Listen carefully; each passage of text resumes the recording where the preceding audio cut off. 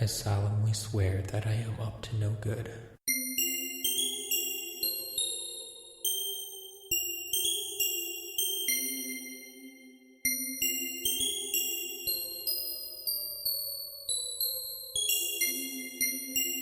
Hey everybody, welcome to episode 35 of Tales from Godric's Hollow, the world's #1 Harry Potter and Fantastic Beasts podcasts.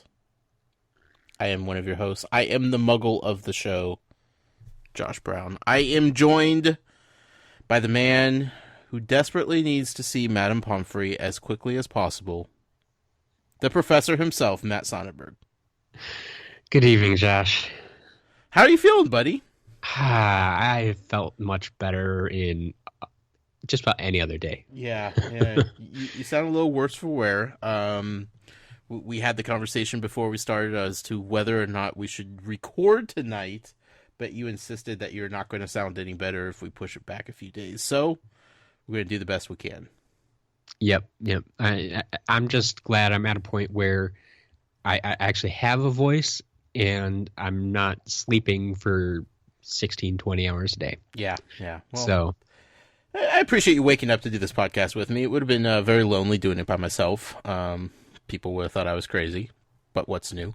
But don't worry, Matt. I'm going to do the heavy lifting on this show. You just sit back and relax and enjoy yourself until we get to the email part, of course, because I'm not allowed to see those. Because the listeners just don't listen at all, and they insist on writing emails that I can't be a part of, thus making it difficult for situations like this, where, it'd probably be nice if you didn't have to read the emails, and that I could just read them. But they're chock full of spoilers, because these people are just, they're obsessed with making my life difficult, Matt. They're obsessed with Harry Potter. Well, that's what they're one and the obsessed with. same at this point. Fair enough. Harry Potter is making my life difficult, Matt. Yeah. We have a great show for you this evening, I hope. We are going to be covering chapters 4 through 6 of the 4th book in the Harry Potter series, Harry Potter and the Goblet of Fire. Whole bunch of reading that was required for this week's episode. And we're going to break it down as we normally do. But first, we're going to do something that we normally don't do at the top of the show, but let's just get it out of the way now. We have a giveaway to announce. It's true. Yes, this was one of our iTunes giveaways where all you had to do was go and leave a review on iTunes, send in a screenshot of you posting the review, and we will randomly select a winner to receive the illustrated version of Harry Potter and the far superior named book, Sorcerer's Stone. And as we do with all these iTunes reviews, if you've already left a review at some point in our storied history here on the internet, then you're already entered to win. So Matt, without further ado, let's give away a cool prize, shall we? Let's do it. All right. So we'll do as we normally do for these, and I'm going to ask you to give me a number. Okay. This time, it looks like between 1 and 29. Ooh, 1 and 29, you say. Let's see. What number is coming to mind? Let's do 14, because Harry Potter is a dumb 14-year-old right now, and I feel like that's the winning number. All right. Also, it's kind of right in the middle, too. Making it a little difficult for you. It's true. Got to do a little bit of counting. All right. As you can see, this is not a math podcast here, folks. Nope. We have our winner, and that would be Jessica Thielke. Oh, congratulations, Jessica. Jessica, get a hold of us. Yeah. If worst comes worst, I will probably send you an email since that's how you entered. Good point, Matt. Good point. Easily send a reply email there, so be watching for that. Yeah. And yeah, we'll get your address and get that out to you. Awesome. Congratulations. And don't worry, folks. That's not your last opportunity to win a cool prize, because at the very end of this show, we're going to announce another giveaway that we're going to start doing with another winner to be announced next week. Because that's what we do here. Let's just put it this way. We're going to be having a lot more giveaways now. Yes. Thanks to all our fantastic supporters over on Patreon. You guys are fantastic. And because of them, because they've hit 4 goals now. Right. And so that means we are doing a lot of giveaways next month. That's right. Patreon.com/Tales from Godric's Hollow. And because of all the generous folks over there, everybody listening gets a chance to win some cool prizes. But if you want to go over there and donate as well, if you're listening to the show right away, you probably have a couple hours left to get in a pledge for February yet. So that means if you get it in before the end of February, any rewards that come along with your pledge will be activated right away then in March. That's right. And I know some people have had some questions about that in the past. Sure.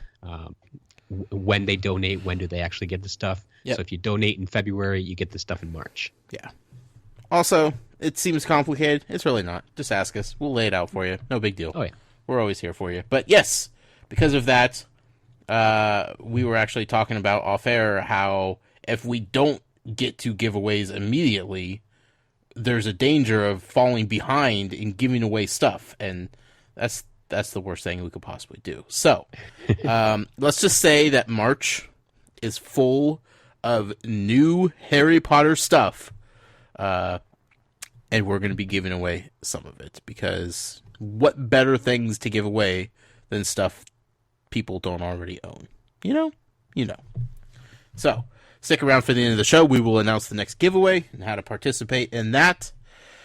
But before we do, got a few housekeeping items here to clean up here, Matt. Do we? Do we? We do indeed, my friend. First of all, I saw Fantastic Beasts and Where to Find Them again last night. Or yesterday afternoon, actually. It was a midday showing. Boy, oh boy. That movie gets better. Does it still hold up? Oh, God, it's so much better.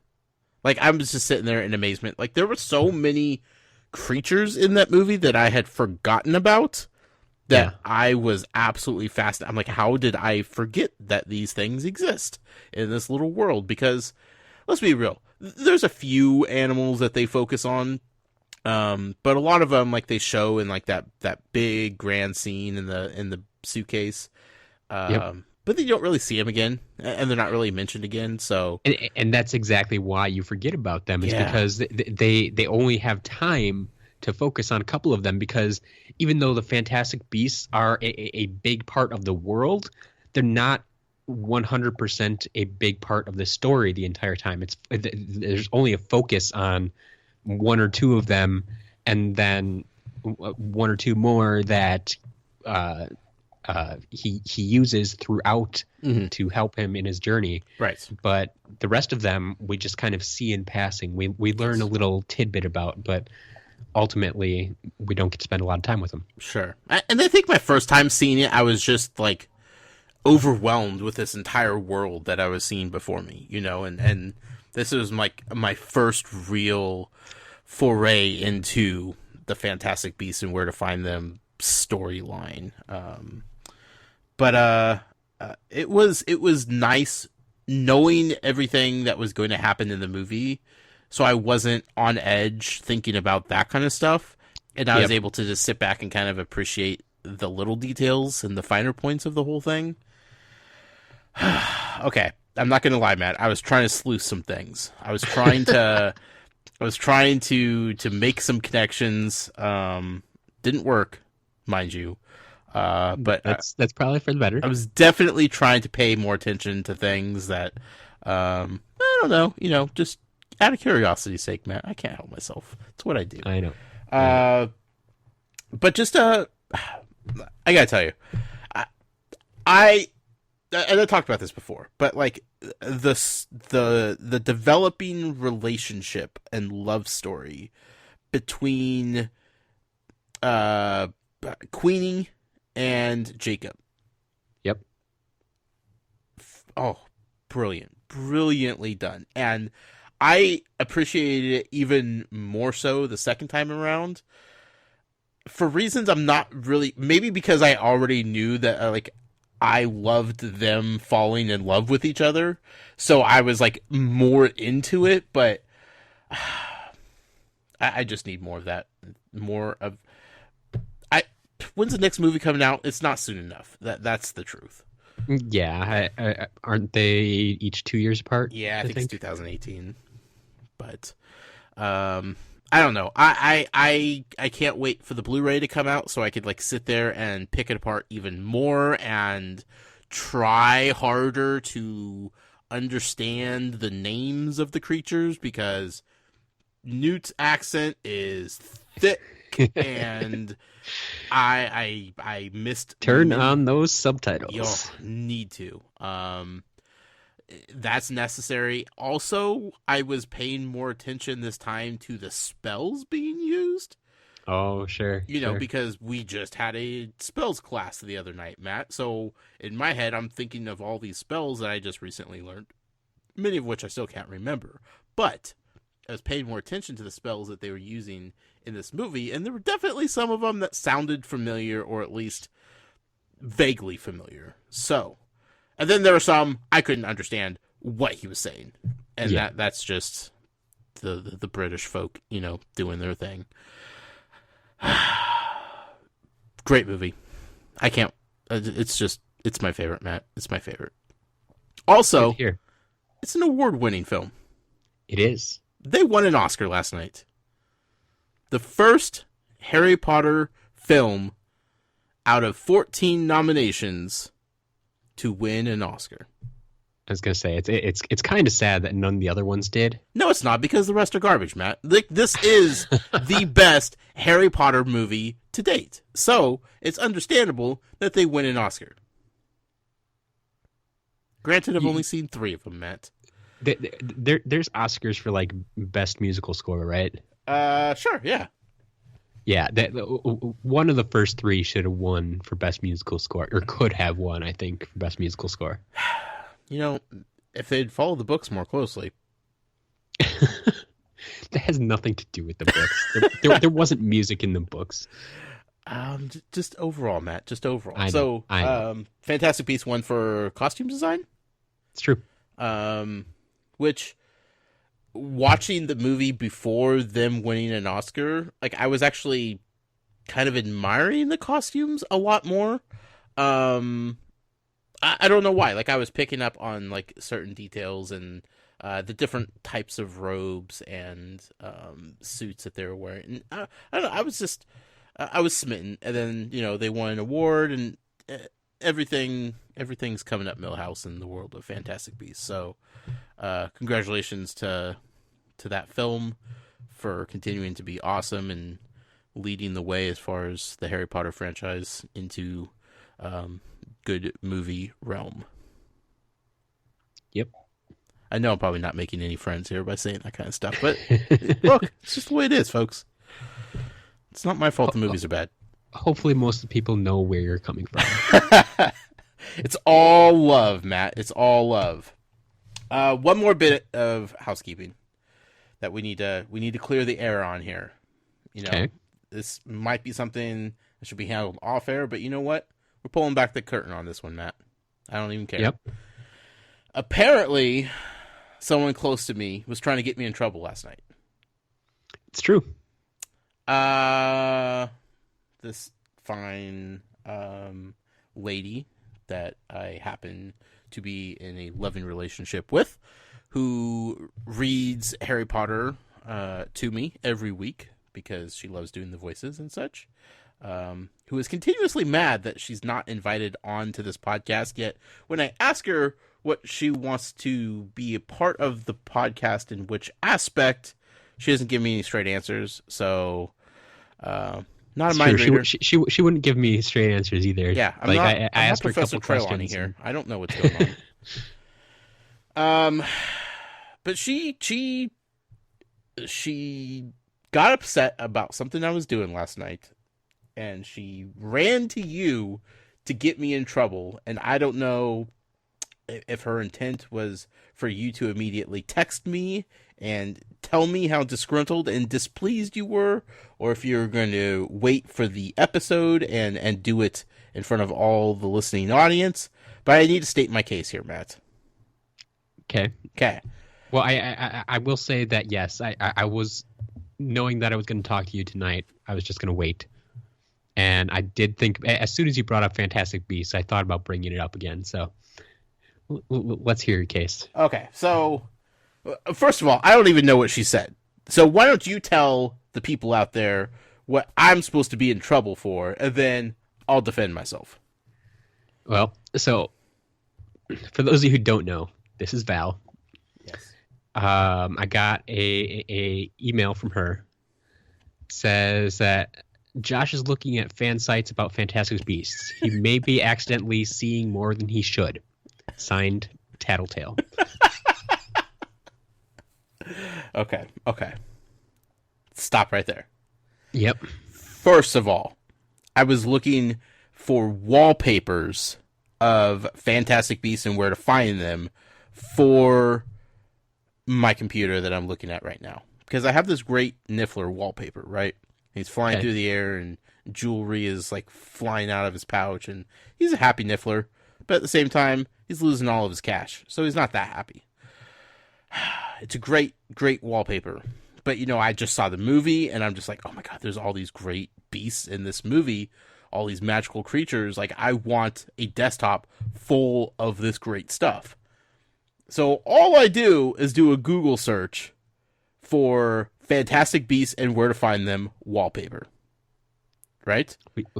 We've talked so many times about how much you need to stay away from Google and Harry Look, Potter. Matt, you gave me the green light on Fantastic Beasts and where to find them. I know. All I was looking for was pictures of my favorite magical creatures from the best Harry Potter film. Okay.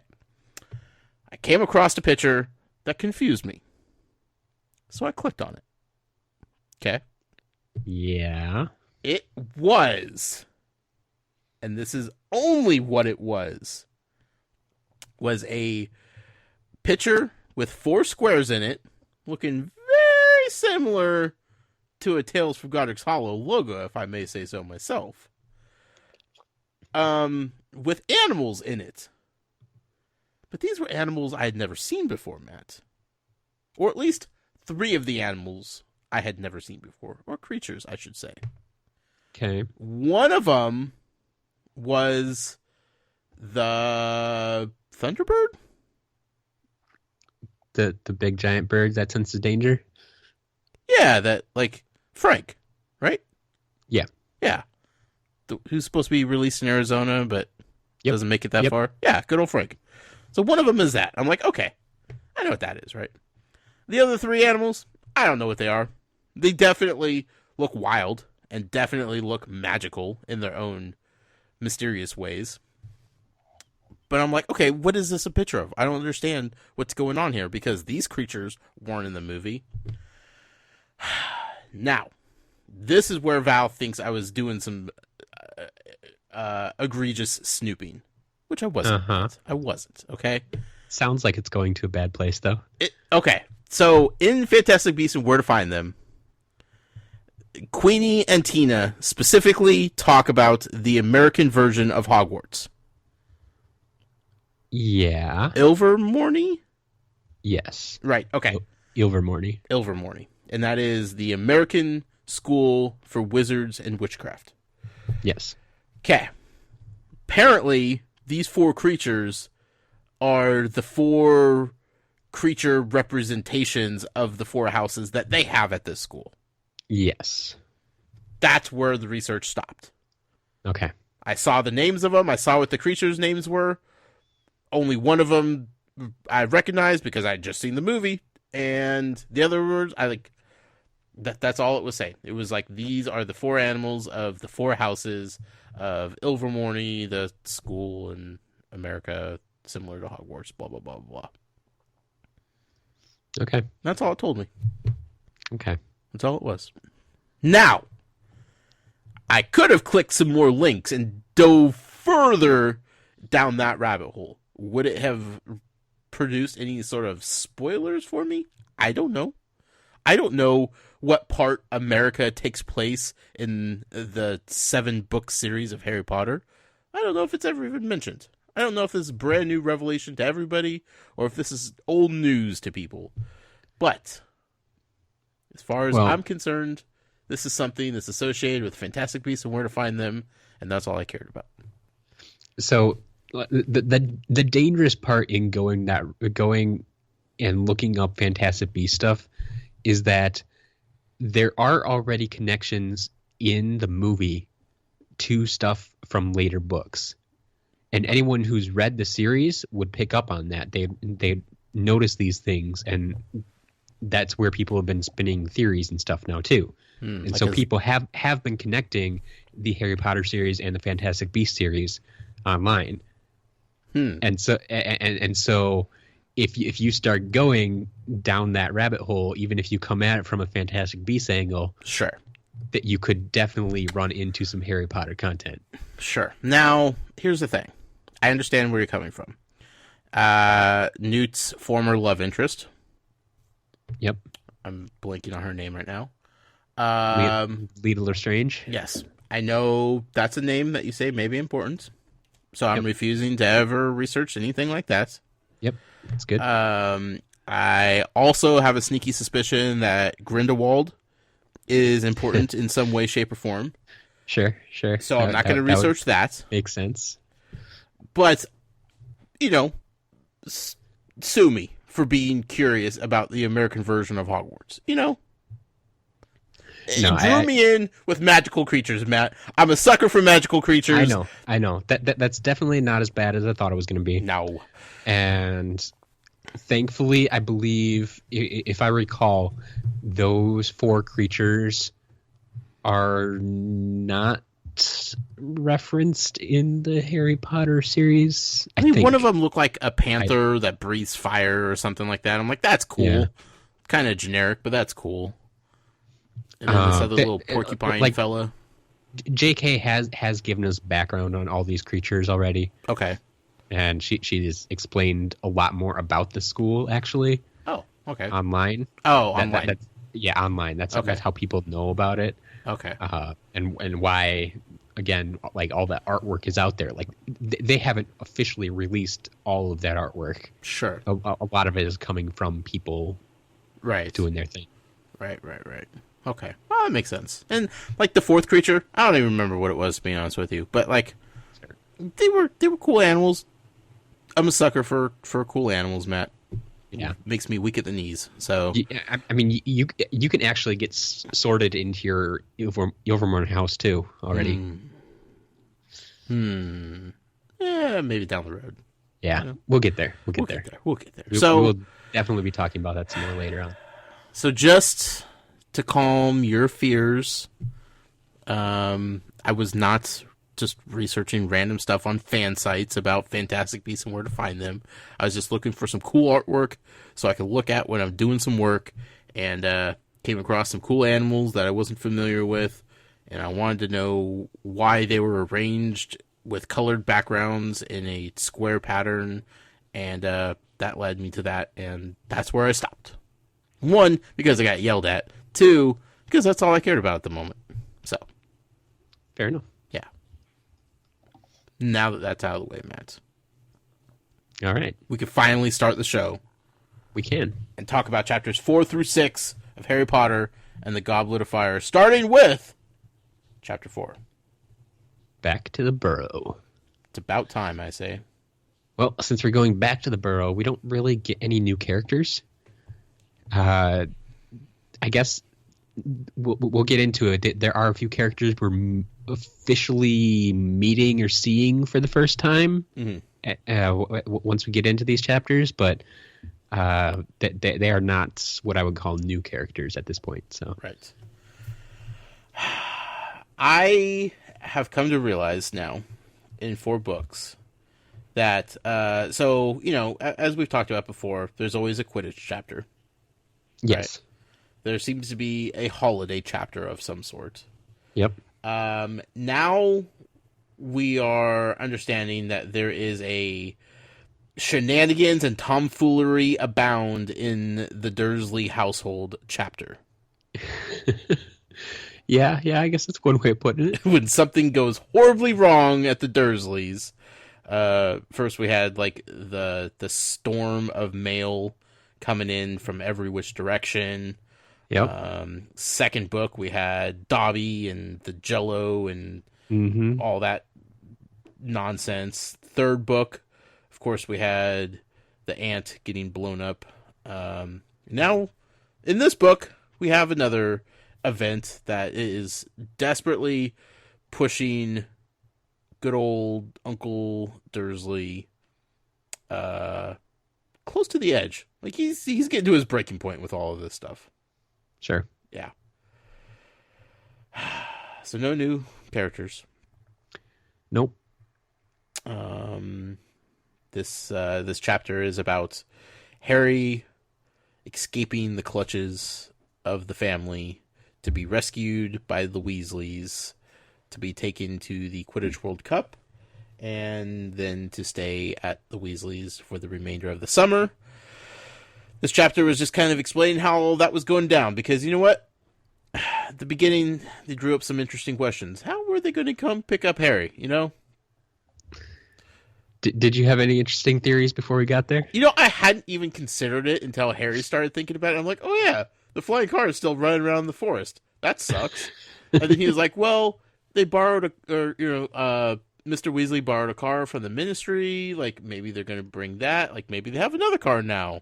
How, you know, then I started thinking, I was like, well, like, does a night bus also work as like an Uber in these sort of situations? Like, can you do that? Yeah, they're not really stranded though. So No, but like if they pretended to be, like, what's the rules here? You know? yeah, So I'm like, well, yeah, that's a good question. How are the Weasleys going to go pick him up? I hadn't even considered it. Right? yep, The Weasleys just can't do anything just normally. Like, even, like, they try sometimes, like, when they know they have to be on their best behavior for Muggles. yep. It's kind of like the letter they sent last week. Right. It's they were trying to do things normally, trying to do things the Muggle way, but yeah, it's just not going to work. Right. And in this circumstance, like, in their head, they are thinking, you know, like, they can't fly there because every Muggle in the world is going to see them fly. You know, like, there is no, like, they don't know about, like, public transportation. So they're thinking, what better way to get this done quickly, efficiently, and without being noticed by Muggles than to just take the chimneys? Yep. Perfect. From house to house, straight there. Totally makes sense. Except they didn't anticipate a couple things. They didn't anticipate Muggle technology being in the way. Yep. They also didn't anticipate the reaction of the few Muggles that would see this happen. You know, like, I don't feel like they fully grasp what Harry tells them living with the Dursleys is like. Like, well, okay, 2 quick things. Yeah. One, I think their reaction might have been slightly different. Still fairly appalled, but slightly different had they not, if they didn't have to blow the wall apart. Like, if they just appeared in the fireplace, like, Sure. that slightly different reaction, I think. Right, maybe. But then, like you're saying, like, they don't quite understand everything that Harry's explaining to them. I think we see that in Fred and George. Yeah. Like, it's mentioned that Fred and George, like, they volunteered to go grab his chest because they wanted to see Dudley. Right, like, right. They didn't believe all the stories Harry had been telling them about Dudley. Sure. How big this kid was, how and all this kind of stuff. It's like, yeah, they honestly thought he was just kind of exaggerating. Right, yeah. After all, he was a dumb 14-year-old boy. And from like all their experience with muggles, like they're not the worst people in the world. Right. Yeah. But like, so for Harry to like, even if he's been telling them for years that like, hey, this family's horrible, I'm not allowed to even like think about magic, much less use it or talk about it or anything like that. That just goes right over the Weasley's head, because they're just like, this is how we live. This is us. This is how our lives are. And we can't necessarily hide that because, like, they know Harry goes to a wizarding school. So they should be at least kosher with the fact that we may show up in a chimney and that be okay. Yeah. I think part of it is they don't realize how anti-magic the Dursleys are. Right. And not just not wanting magic in the house, but not even fully understanding like how magic works and the things that magic can do. Right. Yeah, they want to pretend like it doesn't exist. And the Weasleys can't comprehend that like notion. Like how dare somebody pretend that knows darn well that it exists, that it doesn't. Like that does. When Aunt Petunia's sister was a witch and their nephew is a witch, they have wizard.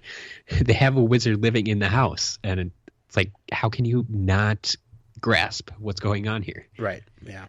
Well, because they choose not to. That's why. Yep. So this whole chapter was just really to push the Dursleys further and further into insanity on their own sake. It's hilarious in a way. Like, Harry was amused by it. Like, he didn't want to leave. He like wanted to watch the show happen. I think these just had to be some of Harry's favorite times, some of his favorite memories, especially in this house. Not only this entire day, he had the Weasleys' arrival to look forward to, but then all day the Dursleys are just sitting in their own house, so uncomfortable and on edge. It's like, it doesn't get much better than that for Harry. Yeah, definitely. This is a great day, and he's gonna soak it in as much as he possibly can. So the Weasleys, they can't get through the fireplace because there's an electric fireplace in the way. They have to blast through the wall, which I could only imagine would make an absolute mess in the house. And like, let's be real, like, that gave me a little bit of anxiety thinking about like this giant mess on the floor. Like, even though I know Mr. Weasley is capable of putting it all back together and like cleaning up as if they were never there, still, like, I kind of got to side with Mr. Dursley here, Vernon, good old uncle. I would be a little upset too. Someone just comes blasting through my wall, It's like the Kool-Aid man. A little bit. And like, you weren't expecting it. And like, he's dressed up in his nice suit. His whole family is like, first of all, Weasleys are late. That's not a good look. Yeah, that was a little weird. Like, they showed up like half an hour late. And no excuse, really. Yeah. Other than like, I just assume they don't know like the Muggle structure of time. I suppose in theory he could go along those lines, but like I think it did say in the letter like when they were going to come pick him up. Yeah, 5 p.m. So it's like it feels like, since they're using a basically instantaneous form of travel, right? Like, time should not be an issue. It should not be. So who knows? Like, and there was no real explanation as to why they're late. So, them being late, then busting through the wall. Like, yeah, I can see the Dursley side of this. Of it's not the kindest thing a first time meeting somebody visit can go. But let's be real, none of them really care. Like, they're just there to get Harry and leave. Exactly. Yep. Good old Mr. Weasley, though. Like, I absolutely love how fascinated he was by the electric fireplace. Like he was talking about, he has a collection of plugs and batteries. Yes. Because of course he does, right? Electric with a plug. Yeah, like yeah. plugs. But like, I find that interesting though. Like, I was trying to think about that. Like, it said he collects plugs and batteries. I'm like, okay, yeah, those are odd things to collect. They at least seem odd to us. They're very commonplace. But then I'm sitting here thinking, it's like, well, I've started a collection of wands. Right. I bet right. that's something wizards don't collect. Sure. Well, yeah, they don't need to. Well, I mean, unless you're making fake ones. Well, that's what I'm saying. Like, we don't collect batteries because we don't need to. It'd be weird. Right. Like, yeah. Sure. I was wondering where Jenny was in this whole thing. For some reason in my head, and like looking back at the chapter, I realized and once we got to the next chapter, for some reason in my head, Mrs. Weasley was with them. So I was like, where's Jenny? Why is she not there? Like, if the whole family's there, why is Jenny just hanging out at the house by herself? That would be weird. Yeah. But yeah, it was just Mr. Weasley, Fred, George, and Ron. Yeah. So, I mean, Mr. Weasley made sense, parental supervision. Ron was there because he was Harry's friend, and then Fred and George because they wanted to come along. Right. And they just somebody to carry the Dursleys. The trunk. Well, no, I mean, like, honestly, I think Mr. Weasley and Ron could have gotten away with it. They would have done just fine. But Fred and George volunteered because they wanted to see. We find out later then, too, they had a bit of an ulterior motive. Shocking. Not them. Yeah. So this was the Dursley house destruction chapter. Yes. Which I look forward to several more of those as we progress through the books. So I one other note I made is I made note of all the times things like this were mentioned, and it was quite a few times already in these first few chapters, and I think we get a couple more as we go along. But we learn a lot more about the Ministry in this book now. Like we've gotten mentions of the Ministry or the Minister before, but in this first chapter we got a mention of the flu regulation panel. Right. Yeah.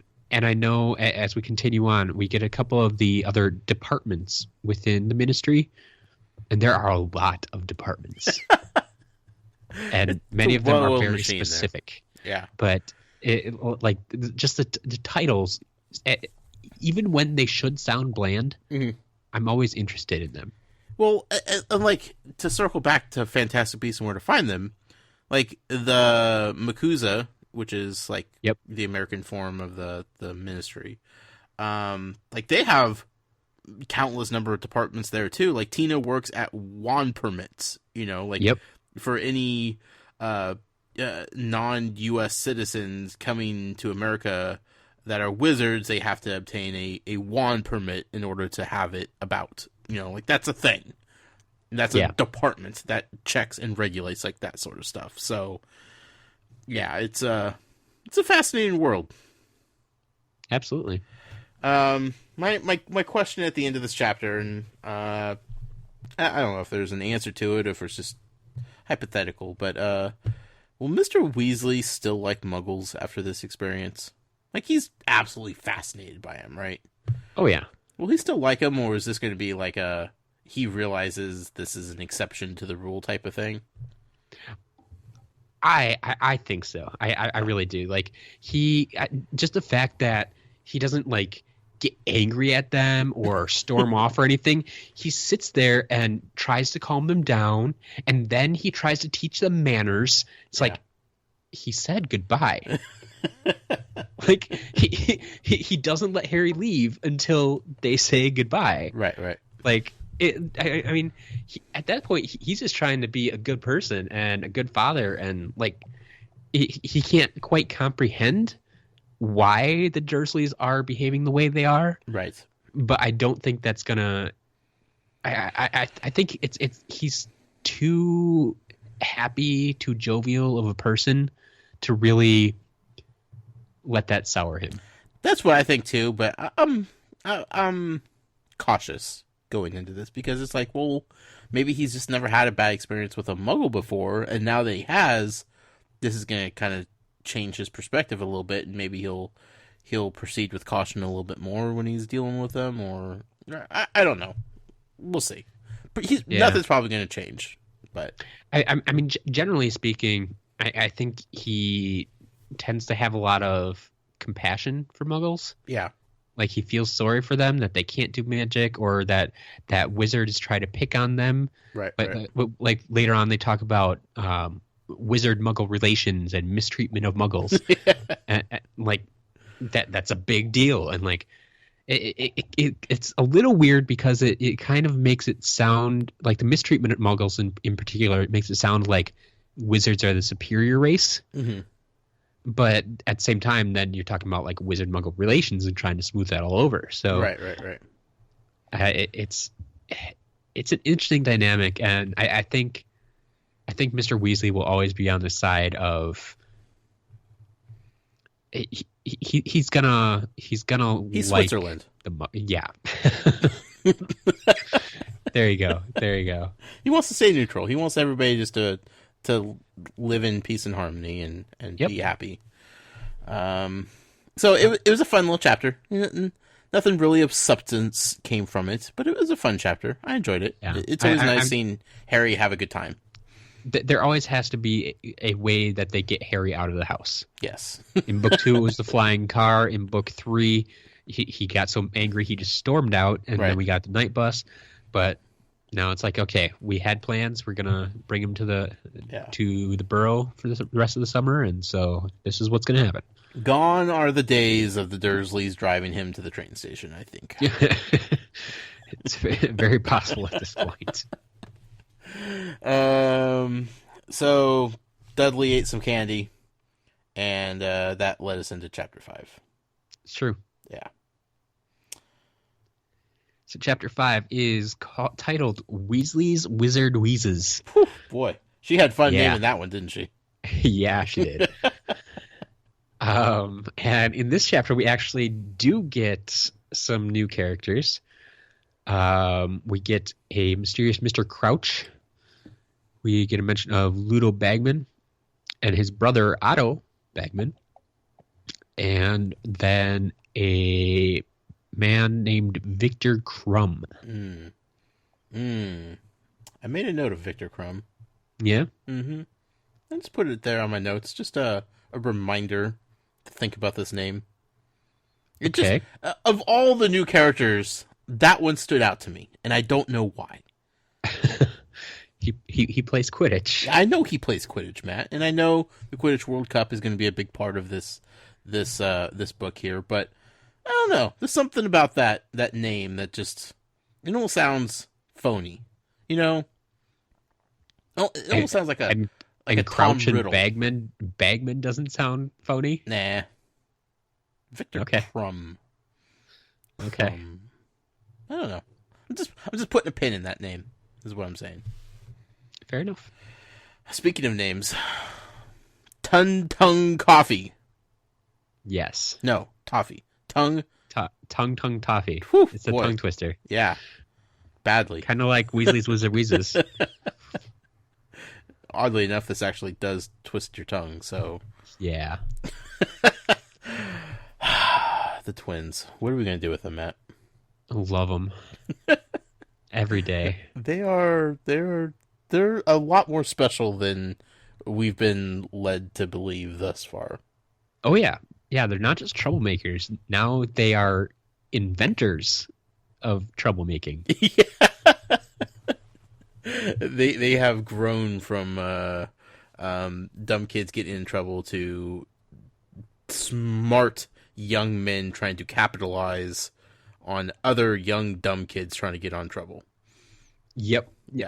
And you see that, I think that might be what I like about them the most, is that they're not just trying to make this stuff for themselves, but they want to sell it. And that entrepreneurial mindset is something I've lived with for years and years. And I mean, that's what I do. Sure. So I guess that resonates with me a bit. And I like to see that fairly early on in life. Like they're, let's see, how old 16? Are they going to be? 17? What year are they in? 14. Well, they're two. They just took their owls, and that's 5th year. Okay, so they're going into their 6th year. Yeah. Right. That's what I thought. Because they're 2 years ahead of Ron. Yeah, they're at least 2 years ahead of Ron. That's why I had to think about it. Yeah. Because they were 2 years behind Percy. Yeah. Yeah. Do you take owls in 4th or 5th year? Well, if they took it at the end of their 5th year. Did they take it at the end of their 5th year? I don't know. That you keep talking. I'm going to doubt myself now. We're gonna get to the bottom of this important discussion. That's the thing. It's always so easy to look this stuff up, and I always end up on the same website no matter what I search for. I mean, I could Google it real quick if you want. No, thanks. They're taking in a student's 5th year. Yeah, okay. That's what I thought, but for some reason, all of a sudden, I had myself. Yeah. It couldn't have been 4th year because then they'd only be 1 year ahead. Yeah. Never mind. That's what I'm trying to say here, Matt. Math is hard. It is hard, and this isn't a math podcast, but sometimes, just let it happen. So they're in their 6th year. Ron and Harry are going into their 4th year. Which, holy cow, time flies when you're having fun. But yeah, I mean, it's fascinating to see the inner workings of like what they're really up to and kind of like applying everything that they've been learning from the trouble they've been causing into something that they can monetize and create a business from. Like they're taking purchase orders already. Like they are running this little, Well, they're trying to. Yeah. But I mean, Mrs. they're Weasley receiving keeps getting in the way. orders. They're not fulfilling them, but they're receiving them. And I love like the description of how they've been hearing explosions in their rooms for a while now, but like no one ever thought to check. They just thought that they liked the noise. But like they're actually concocting some like serious things in their bedroom. But nobody paid it any mind because it's the twins and they're up to something, but whatever. Yeah, it makes it sound like noises coming from their rooms have been normal for years. So exactly, it's just like it's them. Nothing to worry about. Until they start selling bootleg practical joke candy, then we got nothing to worry about. Oh crap, they are. So I'm curious to see where all this goes. Obviously, this is creating a conflict between them and Molly Weasley, who, let's be real, like she's up there with Madame Pomfrey of just ladies you probably don't want to mess with. Oh yeah, absolutely. I mean, she runs a tight ship in that Weasley household. She has 7 kids, and I mean 8 if you count Mr. Weasley, because let's be real, like he does not, make things better from the parental side for her. Sure. He's getting into as much trouble as they are, the rest of the kids. Well, yeah, and then you go and think about it, like they're already taking care of 7 kids, and then they're the family that says, "Hey, yeah, why don't Ron and Hermione come over, or Hermione and Harry come and stay too?"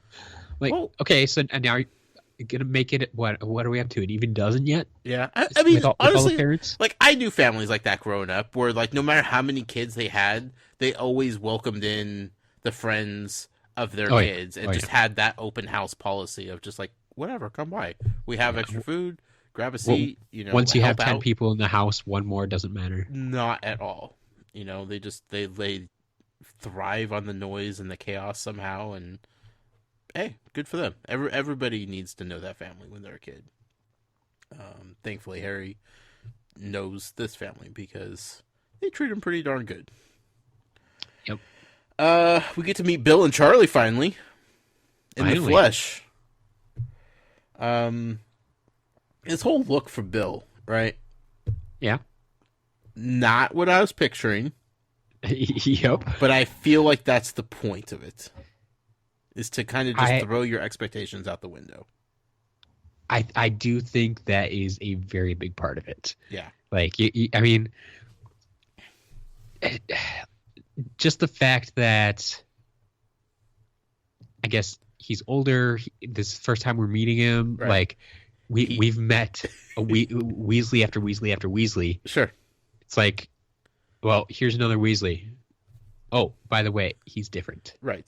Like But that's the only way to make him stand out. on the surface, though, on paper, like, he works for the bank. He's older and more mature. Like, he was, the head boy, right? Yep. Like, all of this is like he was the original Percy. Like, he was Percy 1.0. Like, that's what it said. Harriet had always imagined Bill to be an older version of Percy. yeah. So then it's like, no, he is totally opposite of all of that. And like Harry, like, even like broke down. He's like, I don't even know how to describe him other than just being cool. Like, he's the cool kid. Yep. You know? and like, honestly, like, this look, I feel would have fit Charlie more, who's out running around with dragons and stuff. Exactly. Yes. That's what you would expect. Yeah. But no, I love the description of that. He would not have looked out of place at a rock concert. Right. Like that probably gives me the best description of what I'm seeing in my head. Yeah. So it was, and that led to like the discussion between him and his mom, and his mom's kind of like, you need to straighten up a little bit and relax it with the look. And he's like, hey, as long as I'm making money for the bank, they don't care what I dress or what I look like. Like, I'm still doing good by them. So as long as I'm doing my job as it's expected of me, they don't care. I'm me. Let me be Bill, Mom, is what he's saying. Pretty much. And I feel like, he's capable of doing so. He seems to have his life in order. He just likes to be different. Yep. In his own way. And you know what? Being unique is awesome. So I congratulate Bill. I think one of the other things is, like, when it comes down to it, from the wizards we've met so far, none of them really stand out like this. Like, it as far as we've seen, this is weird for a wizard. Like, it might even seem or feel weird in the Muggle world, especially if, like, someone works at a bank and they dressed like that. Right. Yeah, we think that was weird too. But I think it just stands out even more so because up to this point, anyone outside of Hogwarts, any witch or wizard outside of Hogwarts that we've seen has been like the Mr. and Mrs. Weasley or the professors. Like, and they're not gonna dress like that. Right. They're all much more formal. Mm-hmm. It's nice to see not all wizards and witches fit into one box. Yep.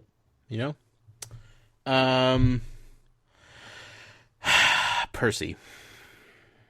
Yeah. Percy has not changed one bit. In fact, I think you might have, like, swallowed the previous Percy and become, like, the ultimate Percy. If that makes sense. Like, he's gone so far off the deep end with how important he thinks he is to the wizarding world. It's unbelievable. Yep. Like, last year, he clearly thought he was the most important person at Hogwarts. Yep. Like, he's telling professors to back off so he could do his job as head boy,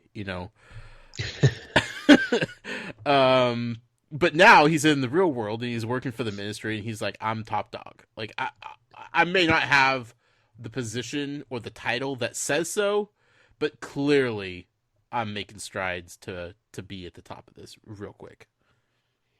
And you might actually believe him until he tells you what he's working on. Small baby steps, Matt. You got to start somewhere. You got to start from the bottom, as Drake said. And it's okay, like, look, standardizing cauldron thickness may not seem important to some, but it's important to Percy, and he's going to give his all to this project.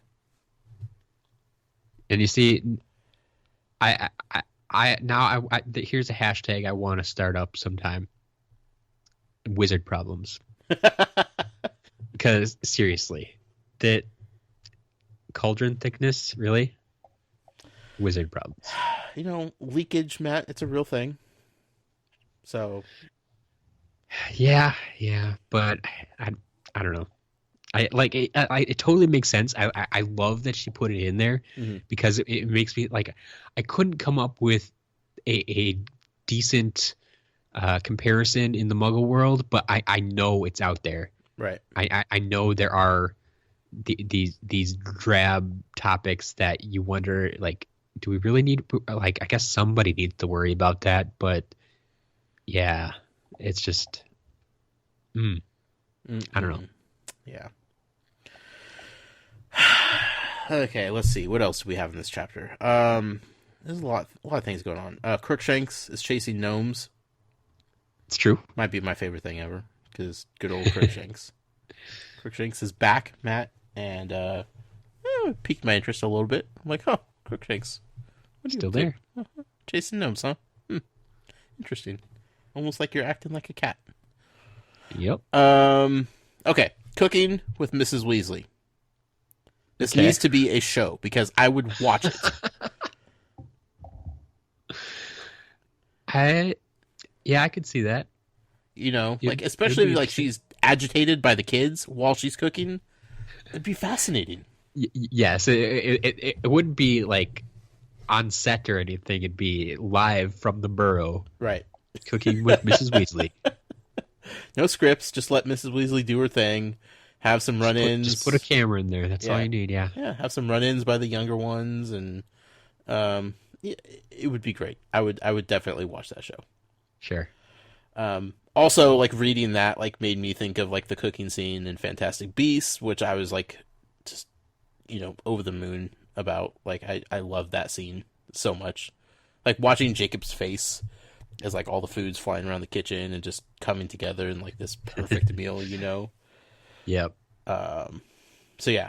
Seen it all for the first time. Yeah. Cooking with Mrs. Weasley, though. There's something to that.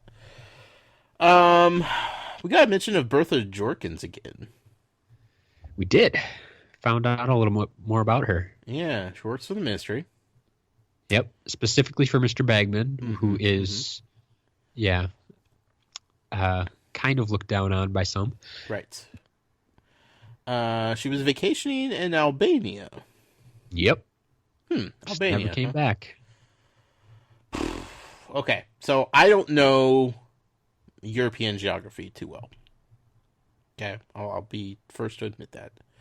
I don't know how far away Albania is from London, or, theoretically where the Wizarding World takes place. Sure. Albania, though, in my head, makes me immediately start thinking of something. Of something Something specific. Vampires. Okay. I don't know why. Probably because it ends in Nia. Maybe. Transylvania. Yeah, I know, like, that's, like, the original spot for vampires. But Albania, like, it just feels like I've heard that location in reference to old movie monsters, specifically vampires. Maybe even, like, Van Helsing. Maybe that took place in Albania. I don't know. But Albania is making a connection in my head to some legendary monsters of such. And if it's right in making a connection to vampires, well, that's very interesting. Well, we have mentioned vampires before on the show. We have mentioned them, and I think it was a very brief mention. Yeah. But you were surprised that they were in this world, so right. And now, not so much, Matt. Because now I'm thinking about it, and it's like, well, let's see. They live theoretically forever. Sure. They like the darkness. They need people to survive. I don't know. I'm just spitballing here, but there's There's something about this Albania place. If she was vacationing there, theoretically, we could also assume maybe that's where she was taken, kidnapped, and murdered by her. Yeah, in theory, yeah. In theory. Like, I don't know. Like, maybe she just said she was going to Albania, but she didn't make it there. I don't know. We don't know. But we also don't know where the Riddle House is. They never told us where it was located, right? No, I don't think we know that.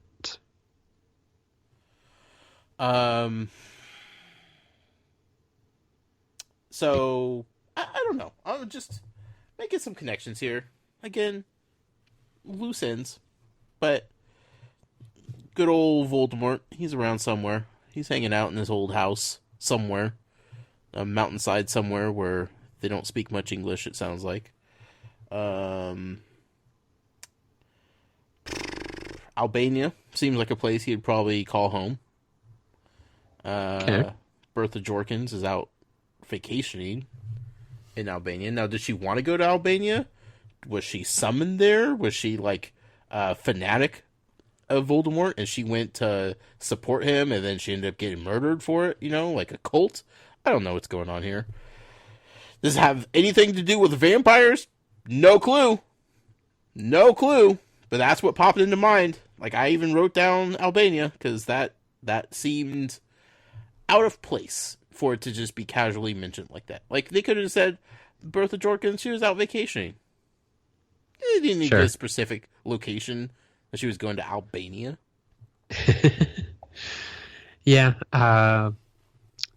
For the record, just because I do like geography, okay, Albania is kind of Eastern Europe, like north of Greece, east of Italy, kind of down there. Can you picture that? Okay. Yeah.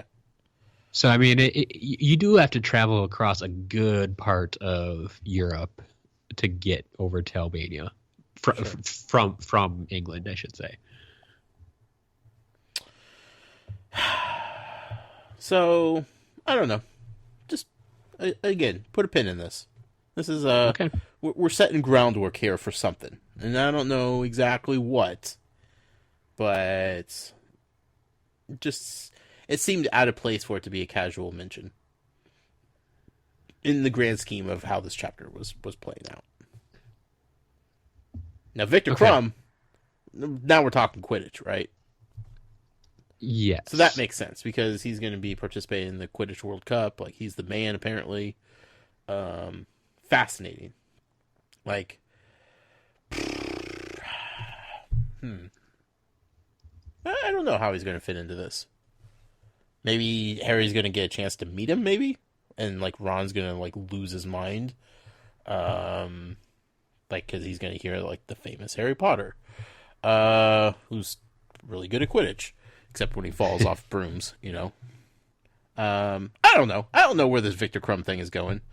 But, like, I'm just looking at the name, and it just doesn't feel right. There's something about it, you know? Like Marvolo. What kind of middle name is Marvolo? Marvolo. I don't know. My last notes for this chapter was Mrs. Weasley was, like, telling Harry to leave her a list of, like, things that he needed for the next school year because she was going to go to Diagon Alley and do the buying for everything. I hope we get to know what it is because I've kind of, like, enjoyed that last few books of, like, all the things on his list that he's going to need for the upcoming year. Because while some of it doesn't make sense, like the monster book, like, it eventually does. So I'm kind of curious, like, what is needed this year. Yeah, it would be nice to know. I don't know if we'll actually find out, but I mean, we still got a little bit of time before we actually head back to school, so we'll see. We'll see. That's true. I'm just hoping we get that, I guess is what I'm saying. Yeah. This chapter we also did run into Pig again. Mm-hmm. Briefly. Mm-hmm. You learned his real name? That was the next chapter. Oh no, it was this chapter. Nope, You're nope, right. That was this chapter. Yeah, pig widgeon. Yeah, I'm never sure how many syllables to put in this word or in this name, like pigwidgeon, pigwidgeon, Pigwidgeon. like pigwidgeon, Pigwidgeon. like Pigwidgeon. like Pigwidgeon. as far as I know, it's a made up name. Yeah. So like, how do you pronounce made up names? I don't know. But yeah, I'm kind of with Ron that not necessarily too fond of the name. Right. I'll stick with pig. Yeah, that's totally a Ron thing. Like, come on, Jenny, what are you doing? Yeah. Messing up the owl. I have an owl named Pig. One other little thing, which I don't know what the purpose of this was, if anything, but they had mentioned how there were frog spawn that had now become frogs. Were they just talking about like tadpoles here? Where was this? Talking about something probably in the yard or something, I think. There was one little line about like frog spawn that was now full-sized frogs or something. I would assume so. Again, Matt, nobody's picking up these little stupid details except for me. I tend to look out for these things now because I know we're doing this podcast, Sure. but I don't remember that one specifically. So I just heard that, I'm just like, frog spawn, like, why don't you just call it tadpoles? Because that's what I think you're talking about, because I don't think these frogs are magical in any sort of way, but, you know, I don't know. Can't tell with JK sometimes. Sure. She's tricky. Yeah. The other thing I ran across was Percy trying to kind of goad them into asking about his work. Mm-hmm. Like, I enjoyed that. Like, seriously, Percy. Like, he's trying to tell him, I have this top secret project I can't tell you about. Like, so why are you talking about it? And like I think he claims it's even like bigger than the World Cup, or more important than the World Cup. And I'm like, what's going to be bigger than that? Right. Don't know. Yeah. Maybe Percy we'll and his job, it's Percy being like, Percy. I'm kind of glad he's out of school, so we don't have to run into him as much. But I feel like he's not going to go away anytime soon. Well, yeah, especially when he's living at home. Paths are going to cross even at Hogwarts eventually, and I just, I don't trust Percy to just stick to the normal grind of everyday work. He's going to try something ridiculous at some point and do too much or try to impress somebody. I don't know. I don't trust Percy, I guess is what I'm saying. He's a company man. He's a company man through and through. Yep. So that leads us to chapter 6, Matt. Chapter 6, the Portkey. Mm-hmm. Gotta love us some Portkeys. Yeah. New characters. We do actually get a couple of new characters. Biggest one being Amos Diggory, the father of Cedric. This is our first. Actually, no, it's not our first look at Cedric. We met him in a Quidditch match in the previous book, briefly, book, not movie. But yeah. In the movie, but not really in the movie. So, we have Amos Diggory, his father, and then we get brief mentions of two other families that apparently live kind of in the area, the Lovegoods and the Fawcett's. Yes. Wasn't paying too much attention to those names. I mean, they're just family names. No big deal. Fair enough. Yeah. Portkeys.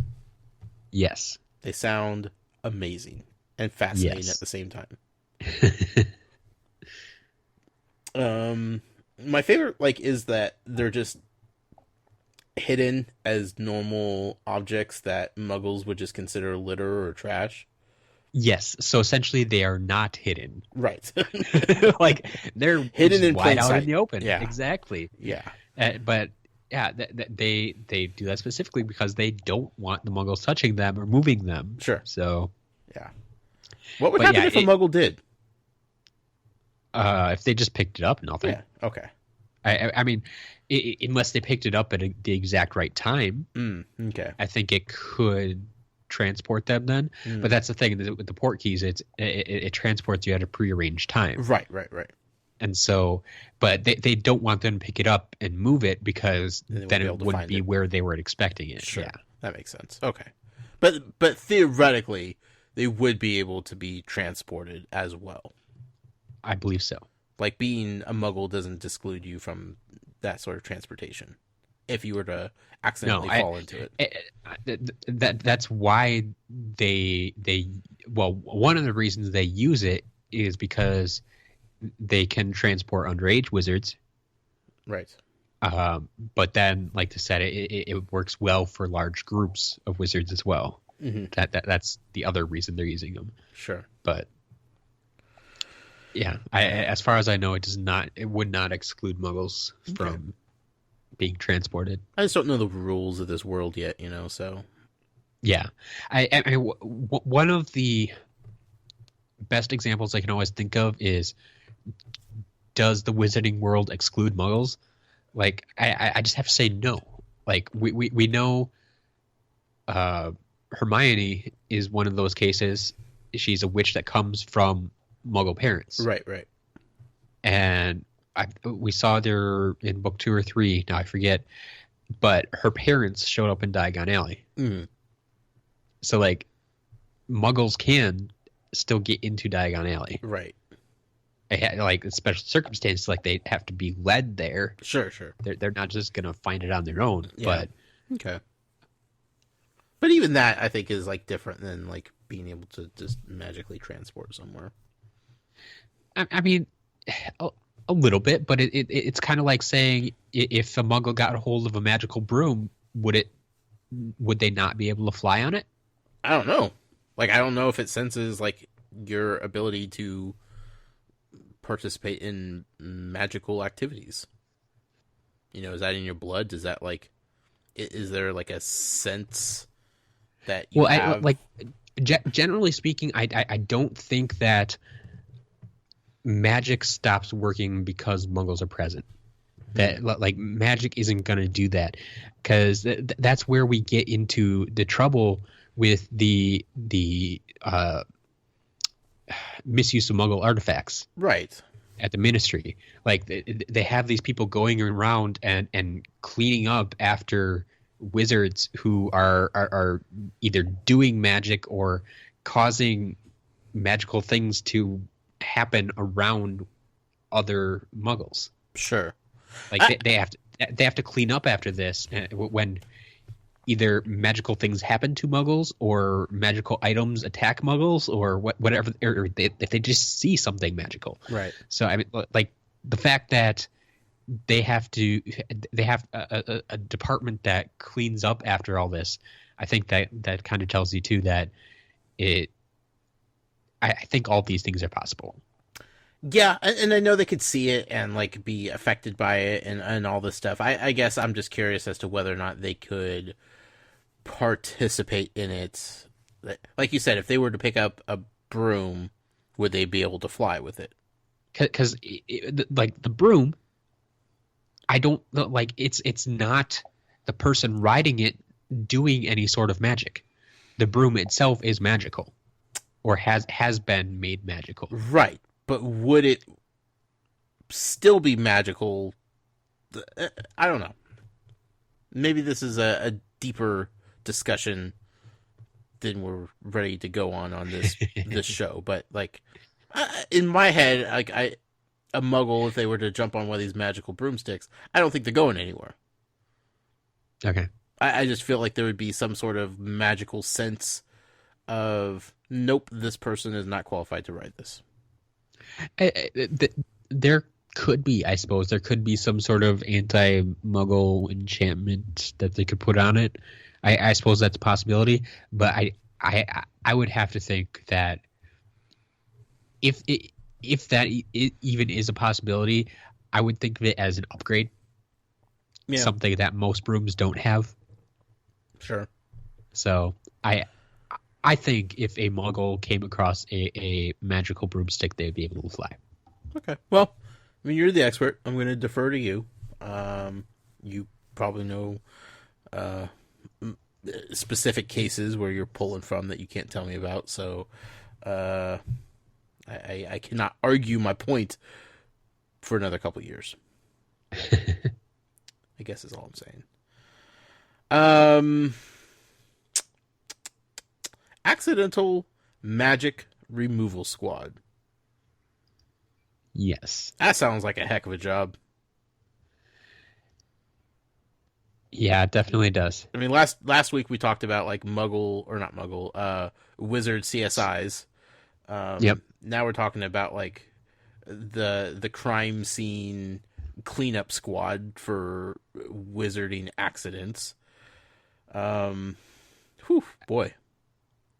I mean, honestly, I think this is probably the same people that got sent out to take care of Harry's aunt that he blew up. Probably.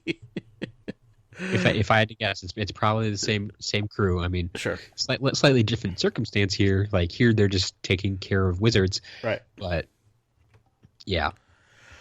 Okay.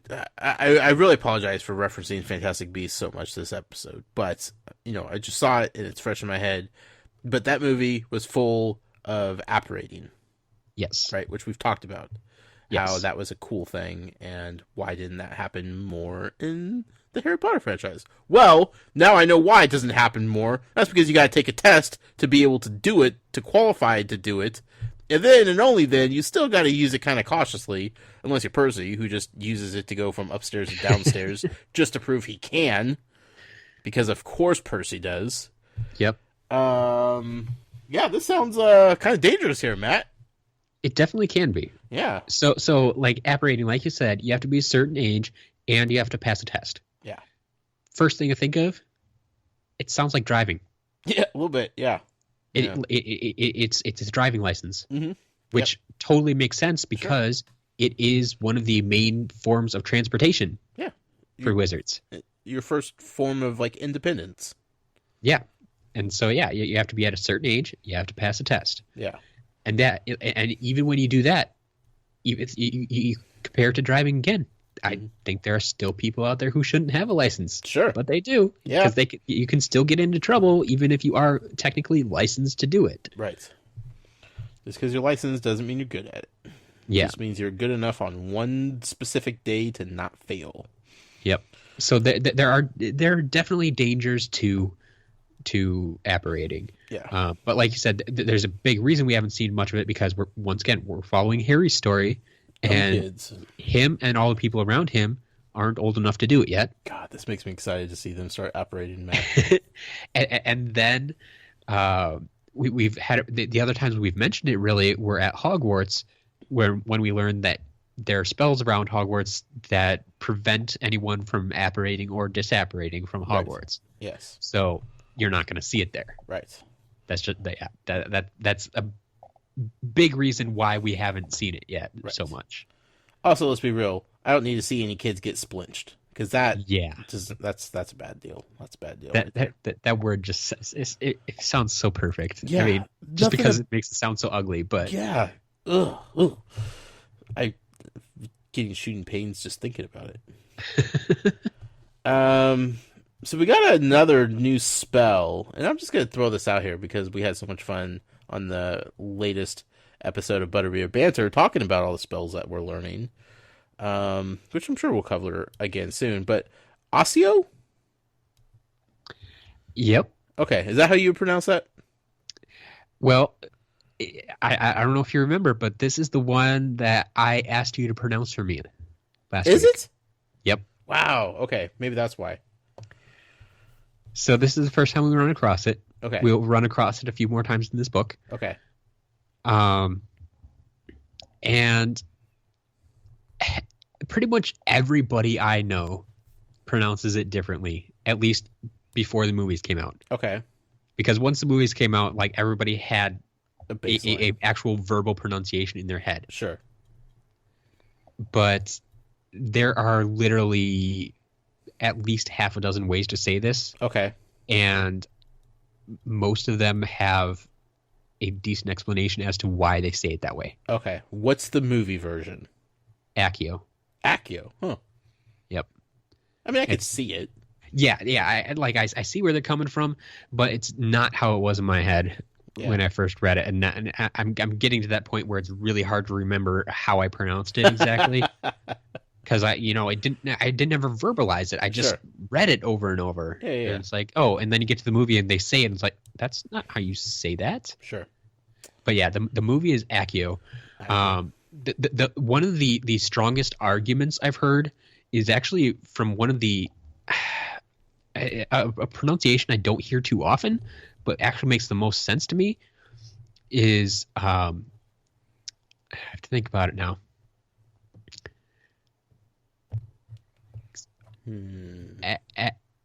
Accio. Because that ACC. If you can you think of an English word that starts ACC? Not off the top of my head. Okay, the first one I come up with, a lot of people come up with, is accept. Oh, okay, yeah. ACC, and you get that ac Sure. right before the ept, so it's Accio. That's what they're going for, and like I like that one a lot, but I think then people argue against it because the wonderful Latin scholars that are out there, I guess it's not how you pronounce it in Latin, so. In any case, like I said, to butcher another one. Exactly. You can pronounce it however you want. I won't stop you because that's one of those words, like I said, it has at least half a dozen pronunciations. Okay. None of them bother me too much. Going forward, I probably will. If I mention it again, it'll probably be Accio, just because that's the movie version. Okay. Fair enough. But yeah. Now, what does this spell do? Because in my head, it's empty your pocket spell. But I feel like there might be more to it. Yeah, it will be explained later on when it's used again, but I don't feel bad telling you about it. It's essentially just a summoning spell. Oh, okay. It's going to bring something to you. Did Newt use that on the Niffler?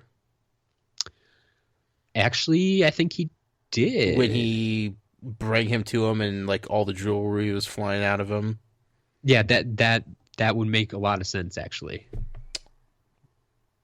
That's why I couldn't understand what he was saying. Because Accio in that thick British accent. Yeah. Because I knew it was a short word that he said, and he said it really quickly. And if you're saying it's a summoning spell, and that's probably what it was. Yep, it's one of those moments during that movie where it's like, hey, I recognize that. Right. Like there are only a few times during that entire movie where it's like they were introducing someone or something new. Sure. And it's like we've heard that before. We know what that does. Dumbledore sounds familiar. Yes.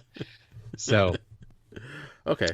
Yeah, that would make a lot of sense. Okay. Well, I'm intrigued going forward. Real quickly, I have to imagine Mrs. Weasley loves a quiet, empty house. Like I said, she probably thrives on the chaos and the craziness of having all the kids and husband around all the time. But like, that she just like plops down in her chair and it's just like exhales when everybody leaves.